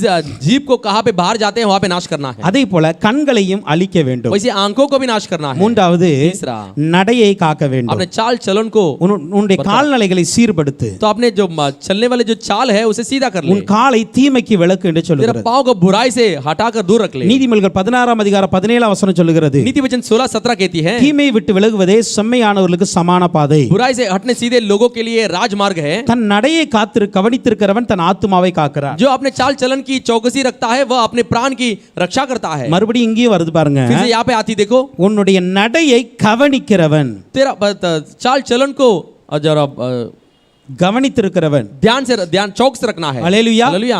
நடைய கவனித்து நடக்கிறவன் जो चाल चलन को चौकसी करने वाला தன்னுடைய ஆத்துமாவை காக்கிறார். अपने प्राण को रक्षा करता है. ஹல்லேலூயா. हालेलुया. மறுபடியும் சீர்பட்ட இருதயம் फिर से सीधा हुआ मन சீர்கெட்டு போவதற்கு சான்ஸ் இருக்கு. बिगड़ने के लिए बहुत मौका है. எப்ப தெரியுமா? कब पता है? வெளியே போகும்பொழுது நடைய கவனித்து நடக்கணும். तो बाहर जाते समय चाल चलन का ऊपर चौकसी रखना है. அல்லேலூயா. हालेलुया. நார்மலா நம்ம பார்க்காம போனாலே ஏதாவது குழியில விழுந்துருவோம். साधारण रूप से हम नहीं देखेंगे तो कोई गड्ढे में गिर जाएंगे. இல்லனா ஏதாவது கல்லு தட்டி கீழ விழுந்துருவோம். नहीं तो कुछ पत्थर के ठोकर खा के नीचे गिर பார்த்து जाएंगे. தான் நடக்கணும். ध्यान से चलना. அது இந்த மழை டைம்ல ரொம்ப கேர்ஃபுல்லா இருக்கணும். बारिश के समय में बहुत सावधानी रखना है. அதை போல वैसे ही ஆவிக்குரிய வாழ்க்கையில உங்களை தடுமாற செய்கிற சில தடைகள் இருக்கும். आत्मिक जीवन में आपका डगमगाने वाले कई सारी चीजें हैं. ஆவிக்குரிய வாழ்க்கையில உங்க முங்கடிக்கிற சில குழிகள் இருக்கும். तो आत्मिक जीवन में आपको डुबाने के लिए कुछ गड्ढे होते हैं. கவனித்து நடக்கணும். चौकसी से चलना நான் है. போற பாதை जो जो मार्ग जाते சரியா हैं என்பதை புரிந்து கொள்ள वो வேண்டும். सही है करके जान लेना இன்னைக்கு என் चाहिए. ஃப்ரெண்ட் கூப்பிட்டான் தான் போறேன். आज मैं मेरा दोस्त बुलाया करके मैं जाता ஆனா அங்க हूँ, என்ன பண்ண போறேங்கிறது ரொம்ப முக்கியம். लेकिन वहाँ पे क्या करने वाला वो मुख्य है. அங்க போய் ஜெபிச்சா ரொம்ப சந்தோஷம். वहाँ जाए प्रार्थना किया तो बहुत अच्छा है. அங்க போய் வேதத்தை தியானிச்சா ரொம்ப वहाँ சந்தோஷம். पे जाके शास्त्र अध्ययन किया तो बहुत अच्छा है. அங்க போய் படம் பார்த்தா பிரச்சனை. लेकिन वहाँ पे जाके पिक्चर देखे तो बहुत बुरा है. அல்லேலூயா. हालेलुया. நடையை கவனித்து நடங்க. चाल चलन का ऊपर चौकसी இந்த रखो. நடையை நீங்கள் கவனிக்கல அப்படின்னா अगर ये चाल चलन का ऊपर चौकसी नहीं தேவ रखेंगे तो சமூகத்தில் பரிசுத்தமாக்கப்பட்ட இருதயம் மறுபடியும் அசுத்தப்படும். जब परमेश्वर समूह में पवित्र किया हुआ हृदय फिर से बिगड़ அப்ப जाएगी. நடைய அங்கதான் இருக்கணும். जो चाल चलन को वहाँ पे जलाना है. உன் ஃப்ரெண்ட்ஸ் கூப்பிடுற இடம் நல்ல இடம்னா போகலாம். तो तेरा तेरा दोस्त बुलाने वाला जगह अच्छी जगह तो जा सकते हो. தவறான காரியம்னா இல்ல அங்கேயே எரிச்சிரு வேண்டாம் எனக்கு. लेकिन बुरा कार्य है तो वहाँ पे जला दे, नहीं चाहिए मुझे. அல்லேலூயா. हालेलुया. பாளையத்திற்கு புறம்பே எரிக்க வேண்டிய நடையை எரித்தாக வேண்டும். छावनी के बाहर जलाए जाने वाले चाल चलन को जलाए जाना है. அல்லேலூயா. हालेलुया. அல்லேலூயா. हालेलुया. நீதிமொழிகள் 14:15 சொல்லுகிறது. नीति वचन 14:15 कहती है, பேதையானவன் எந்த வார்த்தையை நம்புவான்? जो निर्बुद्धि है कुछ भी शब्दों को मान लेता है. விவேகியோ தன் நடையின் மேல் கவனமாய் இருக்கிறார். जो कोई मनुष्य समझ बुझ करता है अपने चाल चलन को बरकरार அப்ப रखता है. விவேகியா இருக்கிறவன் जो मनुष्य समझदार தன் है நடையின் மேல் கவனமாய் இருக்கிறார். अपने चाल को ऊपर बहुत चौकसी रखता அப்ப है. கேர்லெஸ்ஸா நடக்க கூடாது. जो जो जो क्या बोलते हैं, लापरवाही से नहीं चलना चाहिए. அல்லேலூயா. हालेलुया. நடக்கும் பொழுது கேர்ஃபுல்லா இருக்கணும். चलते समय बहुत सावधानी रखना அப்போ है. வெளியே எரிக்க வேண்டிய 3 காரியங்கள் तो இருக்கு. बाहर जलाने के लिए 3 कार्य है. ஒன்று என்னுடைய நாவு. एक मेरा जीभ. அல்லேலூயா. हालेलुया. எதை பேசணுமோ அதை பேசணும், இல்லாத பேசாதபடிக்கு என் நாவை கட்டுப்படுத்துங்க சொல்லணும். जिसे बोलना है और जो नहीं बोलना है उसे काबू में रख लेना है अपने. ரெண்டாவது என்னுடைய கண்ணு. दूसरा मेरा आंखें. தேவையில்லாத காரியங்களை பார்க்காதபடிக்கு என் கண்களுக்கு அப்ப பிரகாசிக்க செய்ய கேளுங்க. दो चीजें नहीं देखना है और नहीं देखना है और उसको प्रकाशमान बनाने करके मांग लो. மூன்றாவது என்னுடைய நடை. तीसरा मेरा चाल चलन. இந்த நடை இந்த பாருங்க சரியா காத்துக்கொள்ளப்பட வேண்டும். इसे जो चाल चलन है उसका सही तरह से रक्षा किया जाना விவேகி है. நடைகளை கவனிக்கிறான், கவனித்து நடக்கணும். समझदार अपने चाल चलन को ध्यान रख के चलता है. ஹல்லேலூயா. हालेलुया. அப்ப இந்த மூன்றையும் வெளிப்புறத்துல எரிக்கணும். ये तीनों चीजों को बाहर जलाना है. எந்த இடத்துல அசுத்தம் இருக்கோ அந்த இடத்துக்கு நடக்க கூடாது. जिस जगह पर अशुद्ध है वहां पे नहीं चलना चाहिए. எந்த இடத்துல அசுத்தம் இருக்கோ அந்த இடத்துல பார்க்க கூடாது. जिस जगह पर अशुद्ध है वहां पे नहीं देखना எந்த है. இடத்துல அசுத்தம் இருக்கோ அங்க பேசக்கூடாது. जिस जगह पर अशुद्ध है वहां पे नहीं बोलना है. இப்போ ஒரு வசனத்தை பாருங்க. अभी वचन को देखिए. ஸ்தோத்திரிக்கிறோம். லேவியராகமம் 4:12 लेवी के 4:12 वचन. இந்த இது எங்க எரிக்கப்படுகிறது தெரியுமா? ये कहां पे जला जाती है? காலை முழுவதையும் பாளையத்துக்கு புறம்பே சாம்பல் கொட்டுகிற சுத்தமான இடத்திலே கொண்டு போய் और सारा मांस निदान समूच बछड़ा छावनी से बाहर शुद्ध स्थान में கட்டைகளின் மேல் போட்டு लकड़ियों पर रखकर அக்கினியினாலே சுட்டெரிக்க கடவன். आग से जलाया जाना है. சாம்பல் கொட்டி இருக்கிற இடத்திலே அதை சுட்டெரிக்க கடவன். जहां राख डाली जाएगी वहां पे शुद्ध स्थान पर जलाया जाना है. சாம்பல் கொட்டி இருக்கிற இடத்துல சுட்டெரிக்கணும். तो राख डाली गई है वहां पे जलाया जाना है. இந்த சாம்பல் கொட்டுகிற இடம் எங்க இருக்கு? பாளையத்துக்கு புறம்பே இருக்கு. जो राख कहां पे डाला गया और छावनी के बाहर. நம்ம வீட்ல கூட சாம்பல் எங்க கொட்டுவோம்? हमारे घर में भी राख को किधर डालते हैं? வீட்டுக்கு வெளியே எங்கயாவது ஒரு இடத்துல கொட்டுவோம். घर के बाहर किधर तो डाल देते हैं. ஏன் அப்படினா क्यों? தேவையில்லாத இருக்கிற இடம் தான் சாம்பல் இருக்கிற जो இடம். न चाहिए वो ऐसी जगह पर राख रहती है. இப்போ அந்த இடத்துல இது எரிக்கப்படுகிறது. वो जगह पर ही जलाया जाती है. அதான சொன்னேன், தேவையில்லாத இடங்கள்ல நீங்கள் உங்கள் அவயங்களை அழித்து இருக்க जो வேண்டும். जो चीज नहीं चाहिए वो जगह पर अपने अंग को नाश किया जाना है. அப்படி அழிக்கப்படும் பொழுது उसे नाश किए जाने पर எரேமியா 31:40 வசனம் சொல்லுகிறது, एरे में 31:40 कहती है, பிரேதங்களை புதைக்கிறதும் जो लाशों को दफनाते हैं, சாம்பலை கொட்டுகிறதுமான பள்ளத்தாக்கு அனைத்தும் जो राख को डाले जाने वाले एक तराई में அங்க வாசனம் அப்படின்னா சகல நிலங்களும் கர்த்தருக்கு பரிசுத்தமாய் இருக்கும். सारे भूमि पर परमेश्वर पवित्र है. ஹல்லேலூயா. हालेलुया. கர்த்தருக்கு பரிசுத்தமா இருக்குமா? यहोवा के लिए पवित्र है. சாம்பல் கொட்டுகிற இடம் கூட राख डाले जाने वाला जगह भी கர்த்தருக்கு பரிசுத்தமாய் மாறுகிறது. परमेश्वर का पवित्र बन जाती है. हालेलुया. हालेलुया. தேவையில்லாத காரியம் தான், जो न चाहिए वैसा कार्य है. ஆனா அதே வேளையில उसी समय में அது எரிக்கப்படும் பொழுது वो जलाए जाने पर இந்த சாம்பல் கொட்டுகிற இடம் நமக்கு ஒரு அது வந்து ஒன்றுக்கு ஆகாத இடம், பொருள் இருக்கிற இடம். देखो ये जो राख डाले जाते हैं वो जगह एक निकम्मा नालायक जगह रहती ஆனா है. அந்த இடத்தை ஆண்டு சொல்ல நான் பரிசுத்தப்படுத்த முடியும். लेकिन उस जगह को परमेश्वर कहता है मैं पवित्र कर सकता எப்பொழுது हूं. பரிசுத்தப்பட முடியும் कब पवित्र कर सकते இந்த हैं? காளை அங்கு சுட்டெரிக்கப்படும் பொழுது ये जो बछड़ा वहां पे जलाए जाने இதுல पर வந்து ஒரு ஆவிக்குரிய ரகசியம் என்ன தெரியுமா इसमें आत्मिक गुप्त चीज क्या पता है? நீங்களும் நானும் போற இடம் आप और हम जाने वाले मार्ग அசுத்தமான இடம் தான் अशुद्ध जगह है, நமக்கு தேவையில்லாத இடம் தான் हमें नहीं चाहिए वैसी ஆனால் जगह है। அந்த இடத்தில் उस जगह में भी என்னுடைய கண்களை எரித்தால் मेरे आंखों में जलाए என்னுடைய तो, நாவை எரித்தால் मेरे जीभ को मैं जला என்னுடைய मत दो, நடைகளை எரித்தால் मेरे मेरे चाल चलन को मैं அந்த जलाता है तो இடத்தை கூட கர்த்தர் பரிசுத்தப்படுத்த उस முடியும் जगह को भी परमेश्वर पवित्र कर सकता है। அல்லேலூயா हालेलुया। அந்த இடத்தை கூட கர்த்தர் பரிசுத்தப்படுத்த जगह முடியும் को भी परमेश्वर पवित्र कर सकता है। இது ஒரு தெய்வ பிள்ளையால் செய்ய முடியும் इसे एक परमेश्वर के बच्चे से करना होगा। அப்ப தேவ சமூகத்துல இருதயத்தை சரிப்படுத்தின ஒருவர் जब परमेश्वर समूह में अपने हृदय को ठीक किया मनुष्य வெளியே போகும் பொழுது बाहर जाते समय தன்னுடைய நடை தன்னுடைய பார்வை தன்னுடைய பேச்சு எல்லாத்தையும் எரித்து அழகாக்கினால் अपने बोल अपने नजर अपने चाल चलन को अगर नाश करके सीधा करेंगे அந்த तो இடத்தில் கூட கர்த்தருடைய பரிசுத்தத்தை கொண்டு வர முடியும் उस जगह पर भी परमेश्वर पवित्रता को ला सकता है। அல்லேலூயா हालेलुया। நீங்க போற ஃப்ரெண்ட் தவறான ஃப்ரெண்டா இருக்கலாம் आप जो मुलाकात करने वाले दोस्त बुरा दोस्त हो सकता है, ஆனா உங்களுடைய பேச்சு அந்த ஃப்ரெண்ட மாத்த முடியும் लेकिन आपकी जो बोल है वो जो दोस्त को बदल सकती है। உங்களுடைய பார்வை அந்த ஃப்ரெண்டோட பார்வையை மாத்த முடியும் आपकी नजर जो है अपने उस दोस्त की नजर को बदल सकती है। உங்களுடைய நடக்கை அவளுடைய நடக்கையை மாற்ற முடியும் आपकी जो चाल चलन है उसके चाल चलन को बदल सकती है। எப்ப தெரியுமா कब पता है?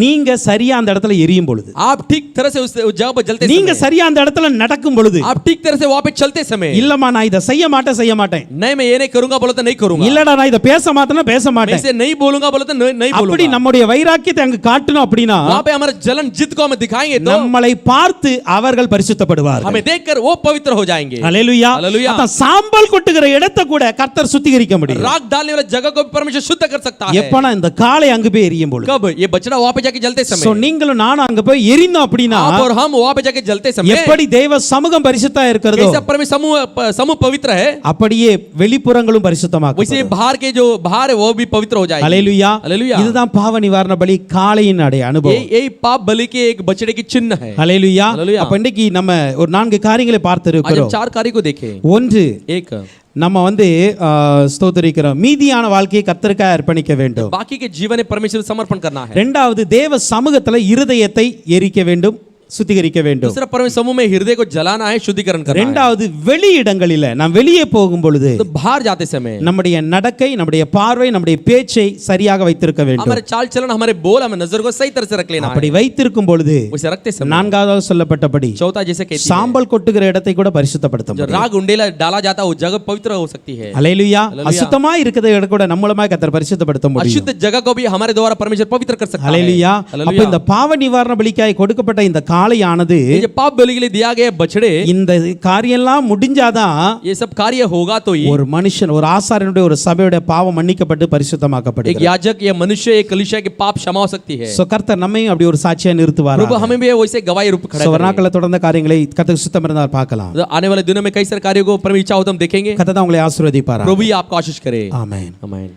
இசையிலும் நின்று थोड़ा खड़े हो जाएंगे, கர்த்தருக்கு ஒப்பு கொடுக்க போகிறோம் परमेश्वर समर्पण करेंगे। அப்பா எனக்கு கிருபையை கொடுத்தீங்கப்பா पिता आपने हमें अनुग्रह दिया है, ரட்சிப்பை கொடுத்தீங்கப்பா उद्धार को दिया है, அதன் மூலம் இன்னைக்கு நான் பிழைத்து இருக்கிறேன் उसके द्वारा हमें आज बचा हूं। ஆனா எனக்கு இருக்கிற இந்த மீதியான வாழ்க்கையை लेकिन मेरा जो बाकी का जीवन है கர்த்தருக்காக அர்ப்பணிக்க போறேன் मैं प्रभु के लिए समर्पण करना चाहता हूं। அல்லேலூயா हालेलुया। அதை போல वैसे ही என்னுடைய இருதயம் தேவ சமூகத்துல எரிக்கப்பட வேண்டும் मेरा हृदय परमेश्वर समूह में जलाया जाना है। வெளியே என்னுடைய நடக்கை बाहर मेरा चाल चलन, என்னுடைய பேச்சு मेरा बोल, என்னுடைய பார்வை मेरा नजर இதெல்லாம் சரியா எரிக்கப்படணும் वो सही तरह से जलाया जाना है। சரியா அழுத்திட்டோம் அப்படின்னா अगर उसमें सही नाश कर देगा तो சாம்பல் கொட்டுகிற இடத்தை கூட वो பரிசுத்தப்படுத்தும் राग डाले हुए जगह को भी पवित्र कर सकती கர்த்தர் है। அப்படிதான் நம்மை பயன்படுத்தும்படியாக प्रभु ऐसे हमें उपयोग करने के ஒப்பு கொடுத்து लिए நாம் ஸ்தோத்தரிக்கலாம் समर्पण करके स्तुति करेंगे। ஸ்தோத்திரம் ஸ்தோத்திரம் हालेलुया, ஸ்தோத்திரம் हालेलुया। ஸ்தோத்திரம் ईमान, ஸ்தோத்திரம் ईमान, ईमान, ईमान। ஸ்தோத்திரம் ஸ்தோத்திரம் பொல்லோ தகப்பனே துதிக்கிறோம் ஸ்தோத்திரிக்கிறோம் அப்பா ஜீவனுள்ள தேவனே சப்பா இந்த நாளிலும் கூட தகப்பனே சப்பா சமத்தில் எங்களை தாழ்த்தி ஒப்பு கொடுக்கிறோம். இந்த நாளிலும் கூட கர்த்தாவே இந்த அநேக காரியங்களில் கற்றுக் கொடுத்தீரப்பா தகப்பனே சப்பா ஸ்தோத்திரிக்கிறோம்.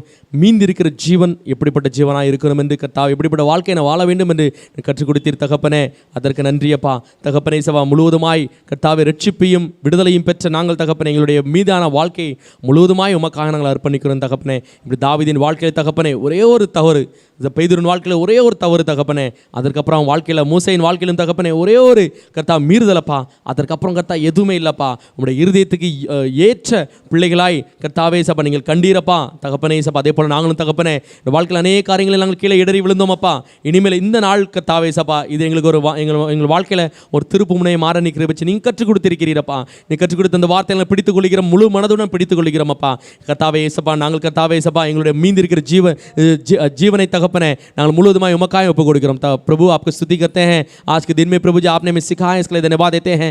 आपने प्रभु जी पाप बलि, ये जो बछड़े की लहू प्रभु जी एक व्यक्ति का जीवन को कैसे बदलती है प्रभु, उसका जीवन पहले से एक छुटकारा पा चुकी है। पहले हम देखे थे 7 बार छिड़का जाता है, उसके जो विलाप तंबू में लाई जाती है, सब कुछ कहा था प्रभु जी। हमारा जीवन भी वैसे ही प्रभु जी छुटकारा पा चुकी है, उद्धार पा चुकी है। जो बाकी का जो जीवन है प्रभु वो पूरे समर्पण आपके ओर हम समर्पण कर देते हैं। इसलिए वो सारे लहू वेदी के नीचे पाए के नीचे उंडेला जाता है प्रभु, वहाँ पे डाला जाता है प्रभु। वैसे ही प्रभु जी वैसे हमारा भी जीवन सारे इसके बाद जो भी है हमारे जीवन आपके ही आज्ञाकारी बनकर हम चलना चाहिए। पत्रुस दाऊद हम देखते हैं और मूसा, एक बार उन लोगों ने गलती की, उसके बाद उनके जीवन में कोई गलती नहीं हुई। आपका हृदय के योग्य, विश्वास योग्य उनका हृदय पाया गया। वैसे ही प्रभु जी हम भी विश्वास योग्य बनकर जीने के लिए मांगते हैं प्रभु जी। और प्रभु जी हम देखते हैं प्रभु जो वेदी में जलाए जाने के बारे में हम देखते हैं प्रभु जी, परमेश्वर समूह में हम अपने आप को समर्पण करते हैं। कुछ चीज़ परमेश्वर के समूह में नाश की जाती है, कुछ चीज़ बाहर नाश की जाती है। मेरा प्रभु का समूह में प्रभु जी पत्थर हृदय जो है प्रभु का समूह में अर्पण करते हैं प्रभु। वो जो पत्थर हृदय आपके समूह में जब आएगी, जब भी आप प्रभु जी पत्थर हृदय को हटाकर मांस भरी हृदय को आप हमें रखेंगे। जो मांस भरी हृदय से रखते समय जा रहे पत्थर की जो चीज़ें हैं, जो व्यभिचार, झूठ, जो कपट्टी, सारे चीज़ें प्रभु जी, जो बुराई, सारी चीज़ें हटकर एक मांस भरी शुद्ध हृदय आप देंगे प्रभु जी। इस துதிக்கிறோம் ஸ்தோத்திரிக்கிறோம்। இரண்டாவது நாங்கள் பார்த்தோம் தகப்பனே இயேசப்பா, சமூகத்தில் கர்த்தாவே அழிக்க வேண்டிய உடைய பலிபீடத்தில் கர்த்தாவே இயேசப்பா அழிக்க வேண்டிய காரியங்கள் உண்டு தகப்பனே। சமூகத்தில் அழிக்க வேண்டிய காரியங்கள் சில உண்டுப்பா। எங்க இருதயம் கல்லான இருதயத்தை சமூகத்தில் வைக்கிறோம் தகப்பனே। வைக்கும்போது ராஜாவை ஸ்தோத்திரிக்கிறோம் அப்பா, அதில் உள்ள கர்த்தா அசுத்தங்கள், விபச்சாரங்கள், வெசித்தனங்கள், கபடுகள் எல்லாத்தையும் நீர் எடுத்து போட்டு தகப்பனே நீர் சுத்திகரித்து எங்களுக்கு கர்த்தாவே இயேசப்பா ஒரு கர்த்தாவே இயேசப்பா ஸ்தோத்திரிக்கிறோம்। ஒரு சரீரம் உள்ள ஒரு இருதயத்தை நீர் எங்களுக்கு கொடுக்கிறீரப்பா, சதையான இருதயத்தை நீர் எங்களுக்கு தருகிறீரப்பா, அதை சுத்திகரித்து நீர் எங்களுக்கு கொடுக்கிறீரப்பா தகப்பனே இயேசப்பா। ஒரு மனிதனுடைய கர்த்தாவே இயேசப்பா மனதிலிருந்து புறப்படுகிற காரியமே அவனை அசுத்தப்படுத்துகிறதப்பா இயேசப்பா। எங்கள் உள்ளத்திலிருந்து வருகிற அந்த பொல்லாத எண்ணங்கள், சிந்தைகள் எல்லாம் அழிக்கப்பட எங்களை நாங்கள் அர்ப்பணிக்கிறோம் தகப்பனே இயேசப்பா। உம்முடைய சமூகத்தில் ஒப்பு கொடுக்கிறோம் தகப்பனே। இரண்டாவது பார்த்தோம் தகப்பனே, தேவனுடைய சமூகத்தை விட்டு தகப்பனே இயேசப்பா ஸ்தோத்திரிக்கிறோம் இயேசப்பா। வெளியே எரிக்க வேண்டிய காரியங்களை சிலவற்றை இருக்கிறதப்பா, எங்களுடைய நடைகள், எங்களுடைய பேச்சுகள், எங்களுடைய பார்வைகள் தகப்பனே இயேசப்பா சமூகத்தில் கர்த்தாவே இயேசப்பா அது செம்மையா இருக்கணும் தகப்பனே। प्रभु हमने देखे प्रभु जी तीसरा जो परमेश्वर का जो छावनी के बाहर जलाए जाने कुछ अनुभव है, जो जलाए जाने के अनुभव में प्रभु जी हमारे नजर, हमारे बोल, हमारे चाल चलन जलाए जाना है, आपके समूह में सीधा रहना चाहिए।